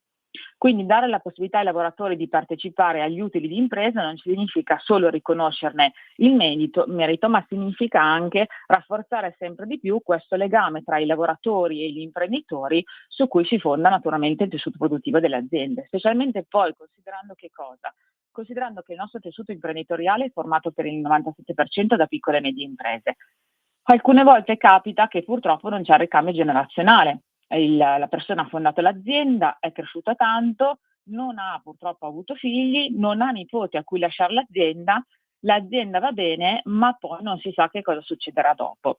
Ecco allora che ci sono gli lavoratori che sono interessati a partecipare alla vita aziendale e questo è sicuramente un atto normativo che permette direttamente di andare a valorizzare il ruolo del lavoro, promuovere la competitività delle imprese e stimola naturalmente un clima aziendale partecipativo e responsabile. E quindi penso che sia stato un disegno di legge, quindi una legge che adesso è entrata in vigore grazie appunto all'approvazione l'altro giorno in Senato, proprio per aumentare e sviluppare il nostro sistema produttivo anche dal punto di vista della coesione dei lavoratori. Ecco, mi piace fare un breve corollario a una cosa che lei ha detto qualche secondo fa. Giustamente lei faceva l'esempio, vistasi anche la conduzione delle aziende in questo paese, che prevalentemente nascono da storie familiari, lei ha fatto l'esempio di qualcuno, per esempio, che muore, non lascia degli eredi, oppure gli eredi non sono interessati, oppure, e questo si è visto anche con delle grandi aziende nel nostro paese, i figli non sono in grado di gestire l'impero che hanno costruito i padri, perché ragionano in maniera diversa, perché non hanno la stoffa e così via. L'idea appunto della partecipazione dei lavoratori, se mi posso permettere, può anche essere vista come antidoto in questo caso a eventuali cessioni frettolose a proprietà straniere a questo punto, perché i lavoratori non sono più merce, diciamo così, dotazione dell'azienda, ma diventano appunto parte integrante che esprime una volontà, e mi sembra che questo sia un'ulteriore garanzia per loro, o sbaglio? Sì, assolutamente. Mi è capitato infatti nella mia precedente attività lavorativa, prima che venissi eletto, facevo il consulente, mi è capitato di seguire proprio un'azienda che da una parte, c'era un fondo straniero interessato ad acquistarla e dall'altra c'erano i lavoratori proprio perché non c'era un ricambio generazionale. E come diceva lei, non è solo il caso dell'imprenditore che non ha nessuno a cui lasciare l'azienda, ma alcune volte spesso capita che sono i figli che non sono interessati all'attività dell'azienda stessa o non ne hanno la capacità e magari prendono in mano le redini dell'azienda e l'azienda inizia ad andare male. Quando i lavoratori poi dopo si interessano alla vita aziendale, ci tengono proprio posto di lavoro, sanno che il mercato c'è e magari le commesse ci sono perché il mercato non solo interno, ma guardiamo anche l'export, ci sono molte nostre aziende che lavorano soprattutto con il mercato estero e ci sono paesi adesso che sono trainanti e importanti, capite bene che questo tipo di legge permette direttamente ai lavoratori di partecipare alla vita aziendale senza nessun tipo di problema, andandoli anche a tutelare nella partecipazione degli utili stessi. Ecco, e questo mi sembra molto importante. Più o meno a che punto siamo arrivati con l'approvazione della legge? Per quando prevede che potrà entrare in No, la vigore? legge è già stata approvata. È già stata approvata Perfetto. perché l'abbiamo votata, abbiamo dato il voto finale mercoledì, quindi è legge da mercoledì. Adesso ufficialmente deve essere pubblicata in Gazzetta Ufficiale, essendo un disegno di legge non viene pubblicato subito. I decreti vengono pubblicati subito in Gazzetta, il disegno di legge deve subire i passaggi finali, poi Certo. deve essere pubblicato in Gazzetta, a giorni verrà pubblicato in Gazzetta ed è formalmente legge. Eccellente. Senatrice, ora quali saranno i suoi prossimi impegni in Parlamento? Il prossimo impegno importante sul tema del lavoro, di cui io sono relatrice, è invece la partecipazione dei lavoratori malati oncologici alla vita normale lavorativa, quindi avere dei permessi di soggiorno facilitati e dall'altro punto di vista essere messi in aspettativa durante le fasi della terapia e nel momento della malattia, garantendogli direttamente il posto di lavoro. È un altro disegno di legge che nella scorsa legislatura abbiamo lasciato sul tavolo, è un disegno di legge della Lega, firma Comaroli, abbiamo lasciato sul tavolo perché poi è caduto il governo Draghi, però è stato ripreso, disegno di legge sempre che arriva dalla Camera, è arrivato da noi in Senato, sono io relatrice, è stato fissato il termine di emendamenti che era appunto la scorsa settimana, stiamo aspettando i pareri del Ministero del Lavoro e anche quello spero in qualche settimana venga finalmente approvato e quindi ci sarà occasione anche per raccontarvi, secondo me, di un altro atto di dignità, soprattutto nei confronti dei lavoratori malati oncologici. Vede, senatrice, Paolo VI diceva che la politica è la più alta forma di carità possibile, ma a me pare che una norma del genere sia prima di tutto un atto di giustizia verso chi ha problemi oncologici, perché anch'io faccio parte dell'esenzione 048, ho combattuto e ho vinto un cancro e quindi a maggior ragione in questo caso sento diciamo così, a maggior ragione il peso di una norma simile. Quindi avanti, e saremo qui a raccontarla più che volentieri. Grazie. Con molto piacere, grazie della sua forza, della sua testimonianza. È importante essere a fianco di persone come lei proprio perché combattono tutti i giorni, e sapere che c'è anche il Parlamento al vostro fianco con norme come queste, che da una parte cercano di, per esempio nelle prestazioni sanitarie, abbiamo inserito un emendamento a mia prima firma che poi è stato sottoscritto dagli altri parlamentari, votato all'unanimità, che quindi è nel disegno di legge che adesso è passato alla Camera per approvazione finale, dove garantiamo il PVTA, cioè i percorsi di diagnosi, cura e terapia uguali, omogenei su tutto il territorio nazionale. E questo è il primo passo. Il secondo passo, considerando che nel momento in cui ti diagnosticano un tumore, ti cade il mondo addosso e quindi anche purtroppo l'aspetto lavorativo è importante, i malati oncologici vanno tutelati ancora di più nel momento in cui affrontano questo grande percorso della vita. E penso che in questo caso il Parlamento stia dimostrando di essere a fianco dei pazienti oncologici anche in questo caso. Molto bene, avanti così, grazie. Grazie a voi, buona giornata, alla prossima. Buona giornata. Allora, sigla. Qui Parlamento.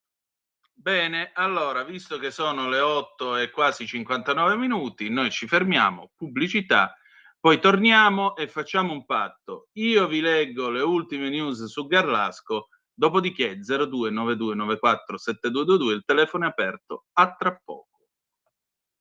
Ladri in casa o in azienda? Prima è meglio che dopo.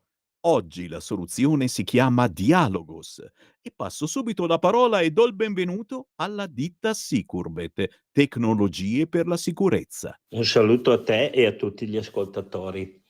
Vi prego di prendere carta e penna perché vi do subito il numero di telefono che potete chiamare per proteggere voi e la vostra casa 24 ore su 24. Questo è il numero di telefono che potete chiamare per il sopralluogo gratuito 389 11 89 705, ripeto 389 11 89 705.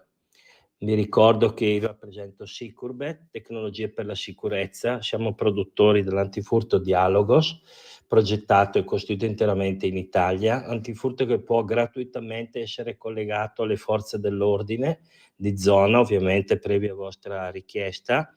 E quindi cosa succede? Una volta installato l'allarme, che si installa senza fili, quindi non ci sono muri da rompere, lo potete tenere inserito giorno e notte a finestre aperte o chiuse senza nessun problema. Se avete degli animali in casa potete tenerli liberamente. Se l'allarme scatta vi avvisa immediatamente e avvisa chiaramente le forze dell'ordine qualora vi siate collegati. Ripeto il numero di telefono 389 11 89 705. Vi ricordo che l'antifurto è anche coperto da una garanzia integrale totale per 2 anni con sostituzione gratuita del prodotto nel caso si dovesse guastare. Una garanzia del genere so che non la offre nessuno, ecco. Per cui voi valutate, abbiamo varie soluzioni, chiaramente anche videocontrollo, quindi telecamere, sensori da giardino, telecamere intelligenti e via dicendo.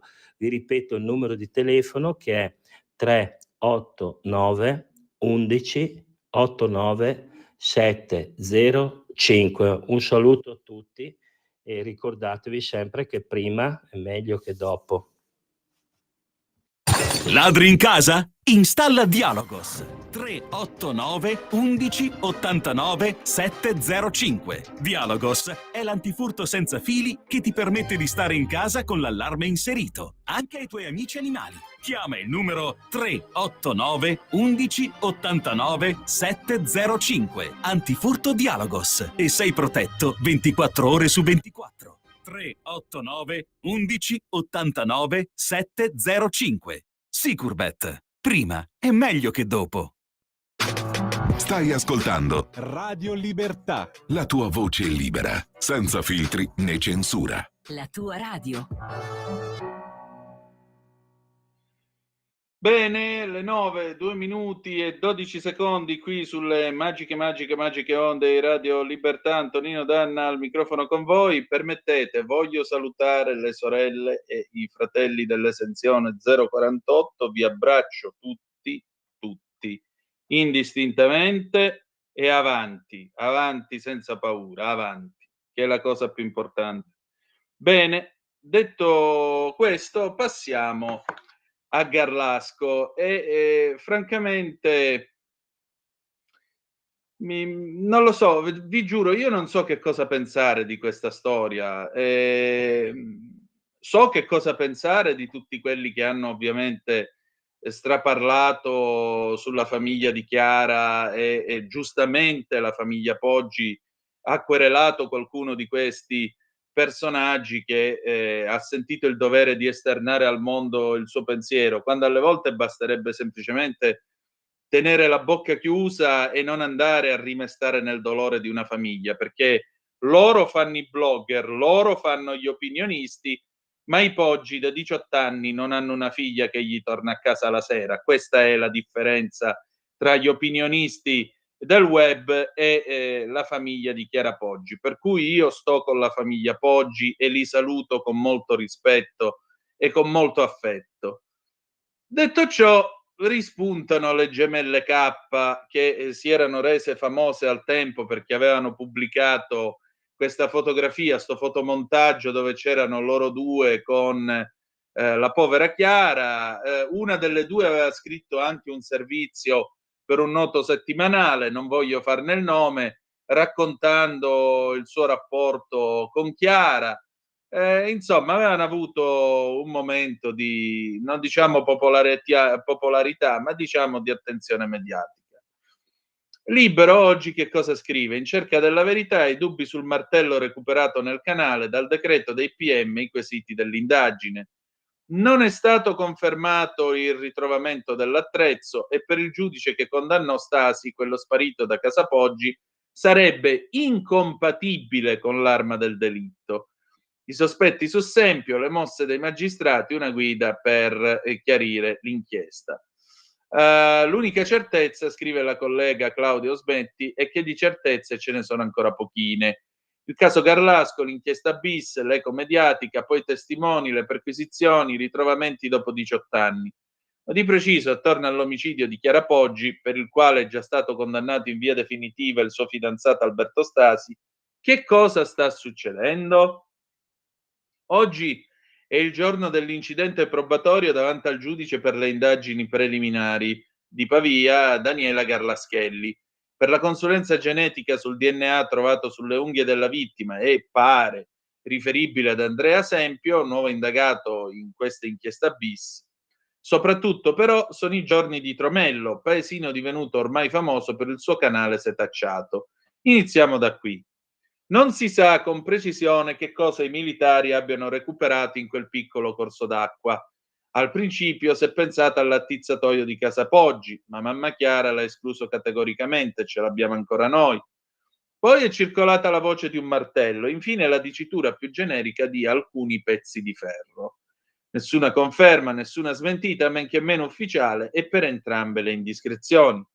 Ciò che fa fede sono le carte in procura, ovvio, mica quelle stampate sui quotidiani che campano di soffiate, di rumors e anche di imprecisioni.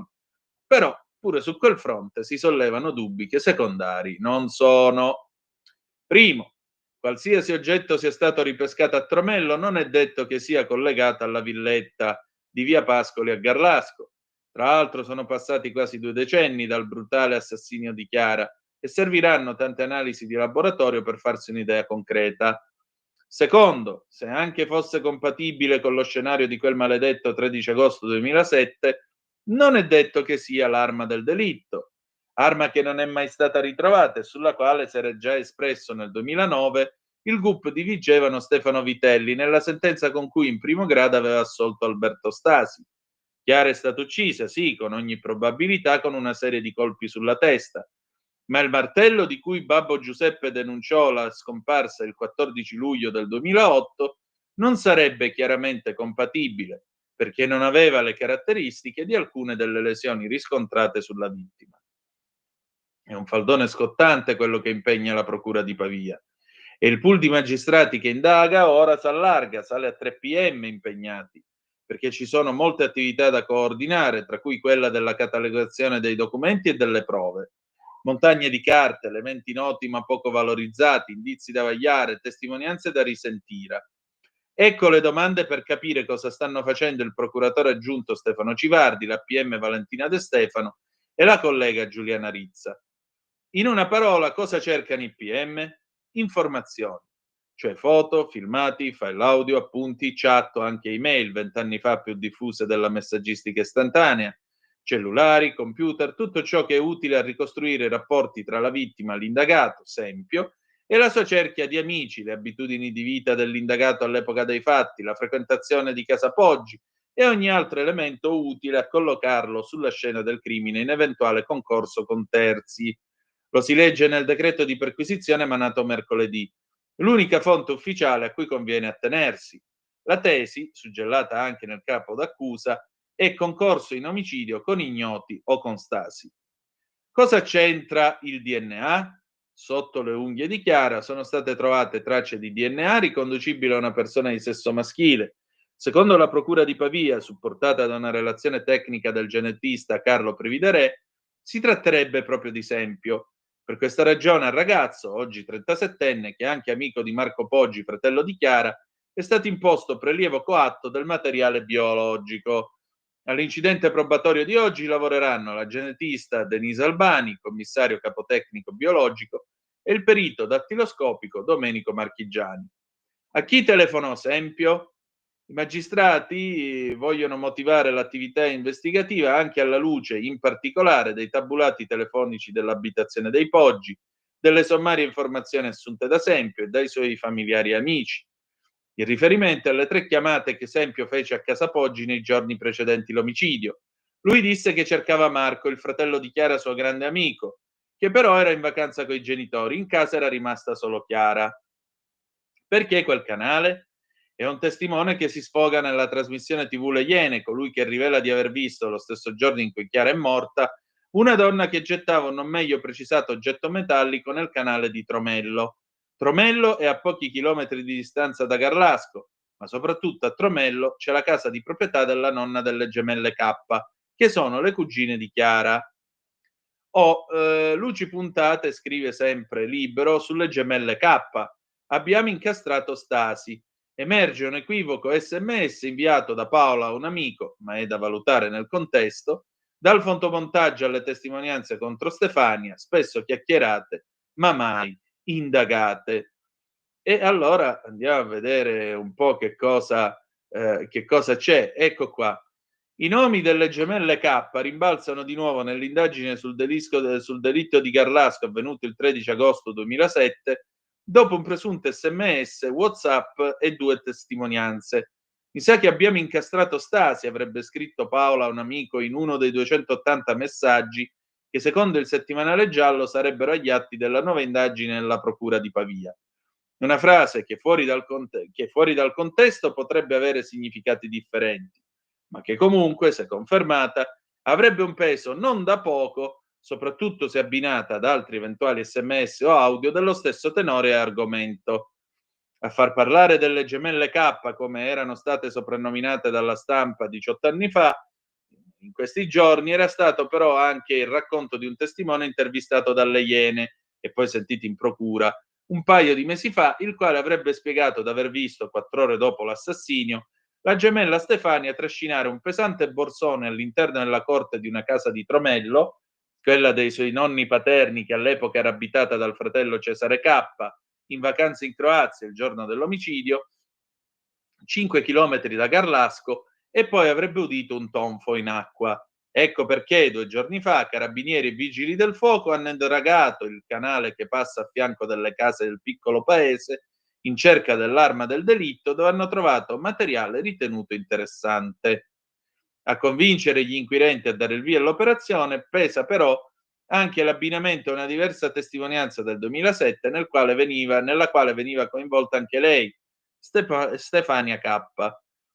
Ma in quel caso un altro testimone, Marco Muschitta, che ai tempi era dipendente dell'ASM Pavia, Si era presentato volontariamente in procura a Vigevano 45 giorni dopo l'omicidio e 3 giorni dopo il primissimo arresto di Alberto Stasi, poi condannato a 16 anni nel 2015 dopo essere stato assolto nei primi 2 gradi di giudizio. E aveva raccontato che la mattina del 13 agosto, mentre era impegnato nell'ispezione di alcuni tombini comunali, aveva notato una ragazza bionda individuata proprio nella gemella Stefania pedalare a zig-zag in sella a una bicicletta nera con in mano uno strumento da camino. Muschitta, a fine deposizione, però, dopo una pausa di più di un'ora, aveva ritrattato tutta a sorpresa. Io sono venuto qua, ma non ne sono certamente sicuro di quello che ho detto. Chiedo scusa. Mi sono inventato tutto quello che vi ho raccontato perché sono uno stupido. Stefania, che nel 17 si è sposata con Emanuele Airoli, figlio di Annina Rizzoli e del campione d'equitazione Roberto. Il pomeriggio dell'omicidio non stavano ancora insieme, ma era con lei in piscina. E Paola K, che oggi hanno 40 anni e sono diventate rispettivamente avvocato specializzato in diritto penale societario e in diritto sportivo nel prestigioso studio legale del padre Ermanno K nel cuor di Brera e food blogger, ai tempi erano state viste con un po' di curiosità e diffidenza per il modo in cui si erano poste nei confronti della stampa. Già perché il giorno dopo l'omicidio della cugina le 2 ragazze si erano fatte immortalare dalle telecamere delle TV mentre portavano davanti alla villetta di Via Pascoli un mazzo di fiori e una loro fotografia che le ritraeva insieme con Chiara. Erano i giorni in cui a Garlasco si presentava perfino Corona, in cui chi svolgeva le indagini stava goffamente inquinando una parte della scena del crimine e in cui i media cercavano notizie ovunque. In quel contesto, in pochissimo tempo, le 2 sorelle erano state smascherate. Sì, insomma, la fotografia era tarocca e avevano fatto costruire un fotomontaggio da una professionista del paese. A peggiorare la situazione poi era stato anche il memoriale che Paola aveva consegnato al settimanale Oggi, nel quale commentava l'immagine fingendo fosse vera. Penso a quella fotografia dove siamo vestite di rosso. È un'immagine che risale a 5 anni fa, l'unica vacanza fatta assieme a Loano, ospiti di una zia. Il risultato era stato che le gemelle K, 6 mesi dopo Paola, di fronte ai carabinieri aveva ammesso è stata una cosa stupidissima, da quel momento erano state considerate da tutti poco affidabili e in cerca di visibilità. Ma che legame avevano realmente con Chiara? Che legame avevano tra loro? A raccontarsi erano state proprio loro durante vari interrogatori. Io e mia cugina avevamo un ottimo rapporto, aveva spiegato Stefania ai carabinieri la sera del delitto. Nell'ultimo mese ci vedevamo quasi tutti i giorni per il fatto che io, essendo stata lasciata dal fidanzato, avessi bisogno di qualcuno che mi capisse. Sino all'età di 10-12 anni io e mia sorella giocavamo con la Chiara, aveva detto 2 giorni dopo Paola. Anche se a dire il vero ricordo che la si doveva coinvolgere anche nei giochi perché era sempre taciturna e schiva. Eravamo diverse. Le 2 gemelle, che in quel periodo erano particolarmente fragili per questioni di salute, Paola si era fatta male a un ginocchio e qualche giorno prima, secondo alcune testimonianze, avrebbe anche tentato il suicidio, mentre Stefania aveva problemi di sonno, ma anche sentimentali, nei prossimi giorni potrebbero essere risentite un'altra volta, a distanza di 18 anni. Con questo chiudiamo la rassegna stampa, apriamo il telefono 02 9294 7222 e vediamo se c'è qualcuno di voi che vuol intervenire. Nel mentre sono arrivate delle zappe. Maurizio, il caso giudiziario e gli altri in corso, accettiamo il ricorso all'ipnosi per sondare i fatti accaduti e per avere una base per la ricerca delle prove, ma non se ne vuole parlare o applicare, sarebbe un formidabile aiuto che la scienza ci offre. Perché no, Maurizio? Perché in realtà l'ipnosi regressiva molto spesso è una manipolazione che viene fatta più o meno volontariamente da chi sta ipnotizzando la persona. E poi non puoi costringere una persona con l'ipnosi, perché con l'ipnosi gli puoi ingiungere qualsiasi cosa, anche dire sono stato io l'assassino. Quindi, che senso ha?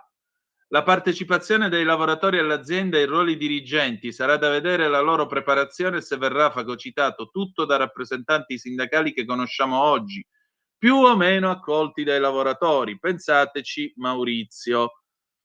Ancora, buongiorno Antonino, il disegno di legge illustrato dall'onorevole Sardone, no, non è l'onorevole Sardone, era la senatrice Murelli, Mi sembra in linea con le idee di Don Sturzo. Un caro saluto da Padova, Raimondo. Hai detto Cotica, Don Sturzo è stato un gigante. Il guerrafondaio, dittatore cattocomunista e pure fascista, ha dimostrato che non vuole la pace. Occidentali, sveglia, se volete la pace preparatevi alla guerra, così si esprimevano gli antichi romani e non avevano torto, Gino. Bene, benissimo. Che dire di più? Ognuno scrive quello che vuole al 340-670-9659. Il telefono è sempre aperto, 02 9294 7222, se volete essere dei nostri, se avete voglia di dirci qualcosa, di intervenire. Intanto facciamo un altro giretto sulle agenzie, perché si sono fatte le 9:18 di questo venerdì 16 di maggio. Nel frattempo c'è una dichiarazione del cardinale Parolin che osserva questa seconda giornata di colloqui, come si dice, tra Ucraina e Russia. Dice: situazione drammatica, siamo di nuovo all'inizio. E qui viene in taglio, a maggior ragione, il nome scelto dall'attuale pontefice e la sua offerta, quella appunto di essere un punto di mediazione diplomatica, e può farlo. Un papa americano con la diplomazia più potente del mondo può essere l'uomo in grado di far sedere al tavolo le delegazioni, a meno che ovviamente qui non sia tutta una gran parte in commedia tra Putin e Trump, e allora ha ragione Trump quando dice: fino a quando io non vado da Putin e non ci vediamo di persona, state tranquilli che non succede niente. Abbiamo la dichiarazione del cardinale Parolin. È tragico tutto questo, scrive Lanza, è tragico tutto questo perché speravamo potesse avviarsi un processo magari lento, ma con una soluzione pacifica del conflitto, e invece siamo di nuovo all'inizio. Lo dice il segretario di Stato Vaticano, cardinale Pietro Parolin, a margine di un evento a proposito del vertice di Istanbul. Adesso vedremo cosa fare, ma la situazione è molto difficile, drammatica.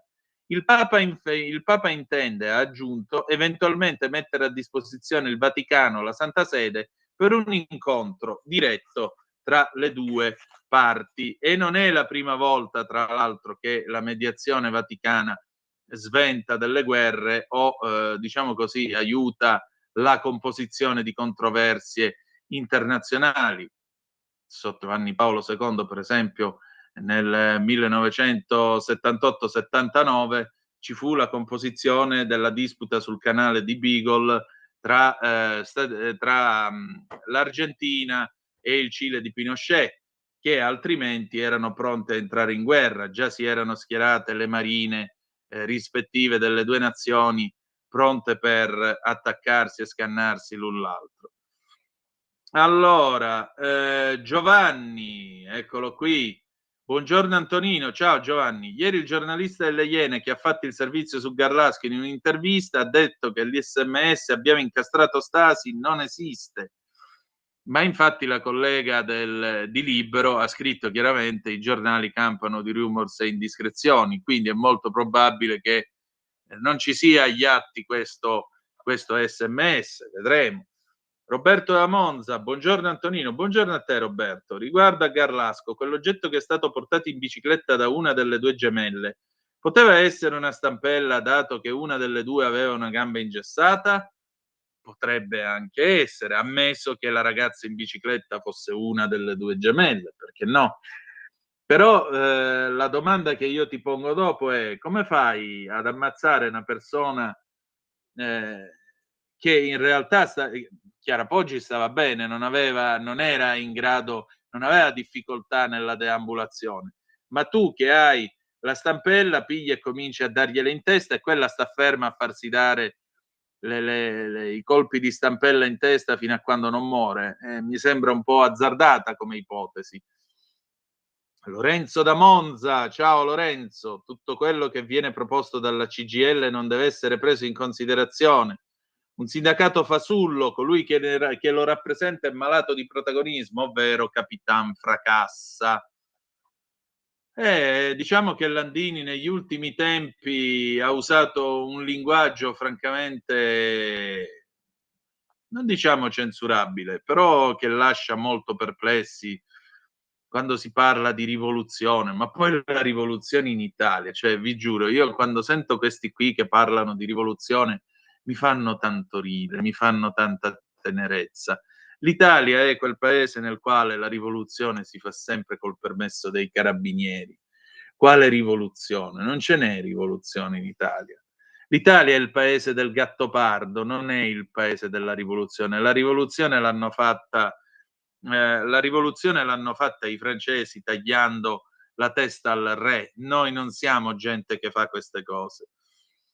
Ma sapete che nelle trattative importanti, vedi casi di trattati o guerre, i capi supremi o presidenti di stati intervengono solo nella fase finale dopo che sono stati smussati gli angoli dalle delegazioni? Lo capiamo, Maurizio? Sì, però Maurizio, vedi,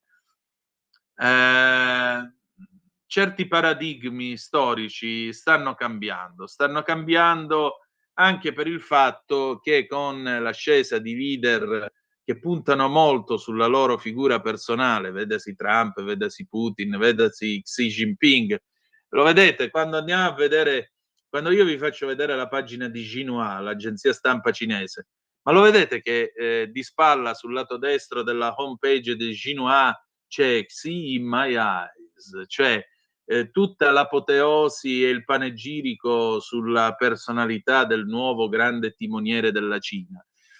Questa è un'epoca in cui non si parla più, se ci fate caso, non è un'epoca di partiti, è un'epoca di personaggi, di leader politici. E quindi è normale che a un certo punto uno si aspetti di vedere Zelensky, Trump e compagnia bella seduti al tavolo a Istanbul. Del resto li abbiamo visti Zelensky e Trump trattare in San Pietro ai funerali di Bergoglio, con Macron che ha fatto quella sceneggiata cercando di infilarsi. Quella è stata la pagina più ridicola, aggiungiamolo. C'è una telefonata, pronto, chi è là? Pronto? Sì, ciao Mario. Buongiorno. Allora, pur mantenendo tutti i miei dubbi sulla fede, sulla Chiesa Cattolica, devo ricredermi, perché io quando sbaglio, a differenza di molti altri, so riconoscere i miei errori. Dopo un po' di giorni che l'ho esaminato, non so se anche a te ha dato queste impressioni, devo dire che questo Papa mi sembra una persona seria, e sottolineo seria, molto più concreto, molto meno scenografico, molto meno tendente alle piazzate alla Bergoglio. Forse hanno trovato il Papa giusto al momento giusto. Mi dà l'idea della concretezza, della serietà. Intanto si veste da Papa e non si veste con orribili polsi e pantaloni neri. La prima uscita l'ha fatta con la mozzetta, ha ripreso l'appartamento nel Palazzo Apostolico, sta cominciando a fare cose normali, cioè finalmente mi sembra che sul soglio di Pietro, sul vicario di Cristo, per chi ci crede ovviamente, non per io che non ci credo, forse si è seduta una persona seria. E io per lei avevo dato invece una settimana fa, appena eletto, gli avevo dato del catto comunista. No, non è un catto comunista, cercherà dei compromessi, non andrà allo scontro con nessuno e non farà battaglie ideologiche. Insomma, non vedremo consulenti in Vaticano alla Casarini. Ecco, ma serietà, concretezza, questa mi ha dato l'impressione. Forse è finito l'epoca delle sceneggiate e delle piazzate. Grazie. Ma guarda, io la penso proprio come te e aggiungo anche un'altra cosa a corollario di quello che hai detto tu. Non devono sparire solo i consulenti alla Casarini, ma anche qualche prezzemolina di troppo che in Vaticano sotto la passata gestione ha fatto bello e cattivo tempo. E non aggiungo altro. Ma con questo qui state tranquilli che le cose si raddrizzeranno come si devono raddrizzare, non vi preoccupate. Già solo il fatto che se ne va a dormire nel suo appartamento, l'appartamento papale, stanno finendo i lavori, stanno sistemando i bagni, scrive oggi il Corriere della Sera, anche questo è un segnale. Questo è un uomo di dottrine, un uomo molto ferrato sulle cose di questo mondo e di quell'altro, soprattutto è un uomo più spirituale, se ci fate caso. Non si è presentato dicendo buonasera, buonasera lo può dire chiunque. La pace sia con voi è un'altra cosa, è una testimonianza di identità, perché lo dice Gesù Cristo risorto agli apostoli. E il vicario di Cristo come deve salutare se non con la pace sia con voi? O sia lodato Gesù Cristo come fece Wojtyła. Quindi l'uomo ha le idee chiare, ma io quando l'ho visto uscire vestito da papa, appunto, con la mozzetta, con tutto lo stolone, il rocchetto sotto di pizzo, tutte le insegne della dignità papale, lì ho capito che il timone, la barra del timone tornava a portarsi dal lato, diciamo al centro, non diciamo a destra, perché non è Pio XIII, ma certamente al centro. Poi vabbè, uno dice Sorrentino deve aver avuto una botta di fortuna con la C maiuscola, perché The Young Pope parla di questo papa americano, guarda caso, e sembrava fantascienza, e invece puntini sospensivi. Ultima telefonata, pronto, chi è là? Buongiorno Antonino, sono Ornella da Lecco. Oh, cara Ornella, buondì. Salve, io sono d'accordissimo su tutto quello che ha detto Mario, d'accordissimo, la pensavo anch'io così, però sul delitto di Garlasco, guardi, se Seppio non c'entra nulla come io credo, io non so che vita avrà, la vita rovinata, mi dispiace, ma abbiamo certi giudici che guarda, vabbè, non dico niente. Ciao, grazie Antonino, ciao. Buona giornata. Io preferisco astenermi su questi discorsi. Spero solo che tra 20 anni non venga fuori qualche altra roba e di nuovo saremo a rivedere SMS del 2007, eccetera, eccetera. E l'Elvigo, da cattolica convinta, concordo con Mario. Mi pare che siamo tutti d'accordo. Questo fa il Papa. Leone XIV fa il Papa. Mi fa piacere che siamo tutti d'accordo, sia credenti che mangiapreti. Allora, bella gente, noi abbiamo finito per quest'oggi. Adesso io vi lascio alla programmazione della rete. C'è Giovanni Sallusti con Parlando Liberamente, poi ci sarà ovviamente Auto da Fè e tutto il resto, e con quel matto da legare di Lorenzo Viviani, perché io non gli sono certo secondo, come potete notare. Ci risentiremo alle 17:30. Grazie a tutti, buon venerdì e buona giornata. Ciao! Avete ascoltato la rassegna stampa.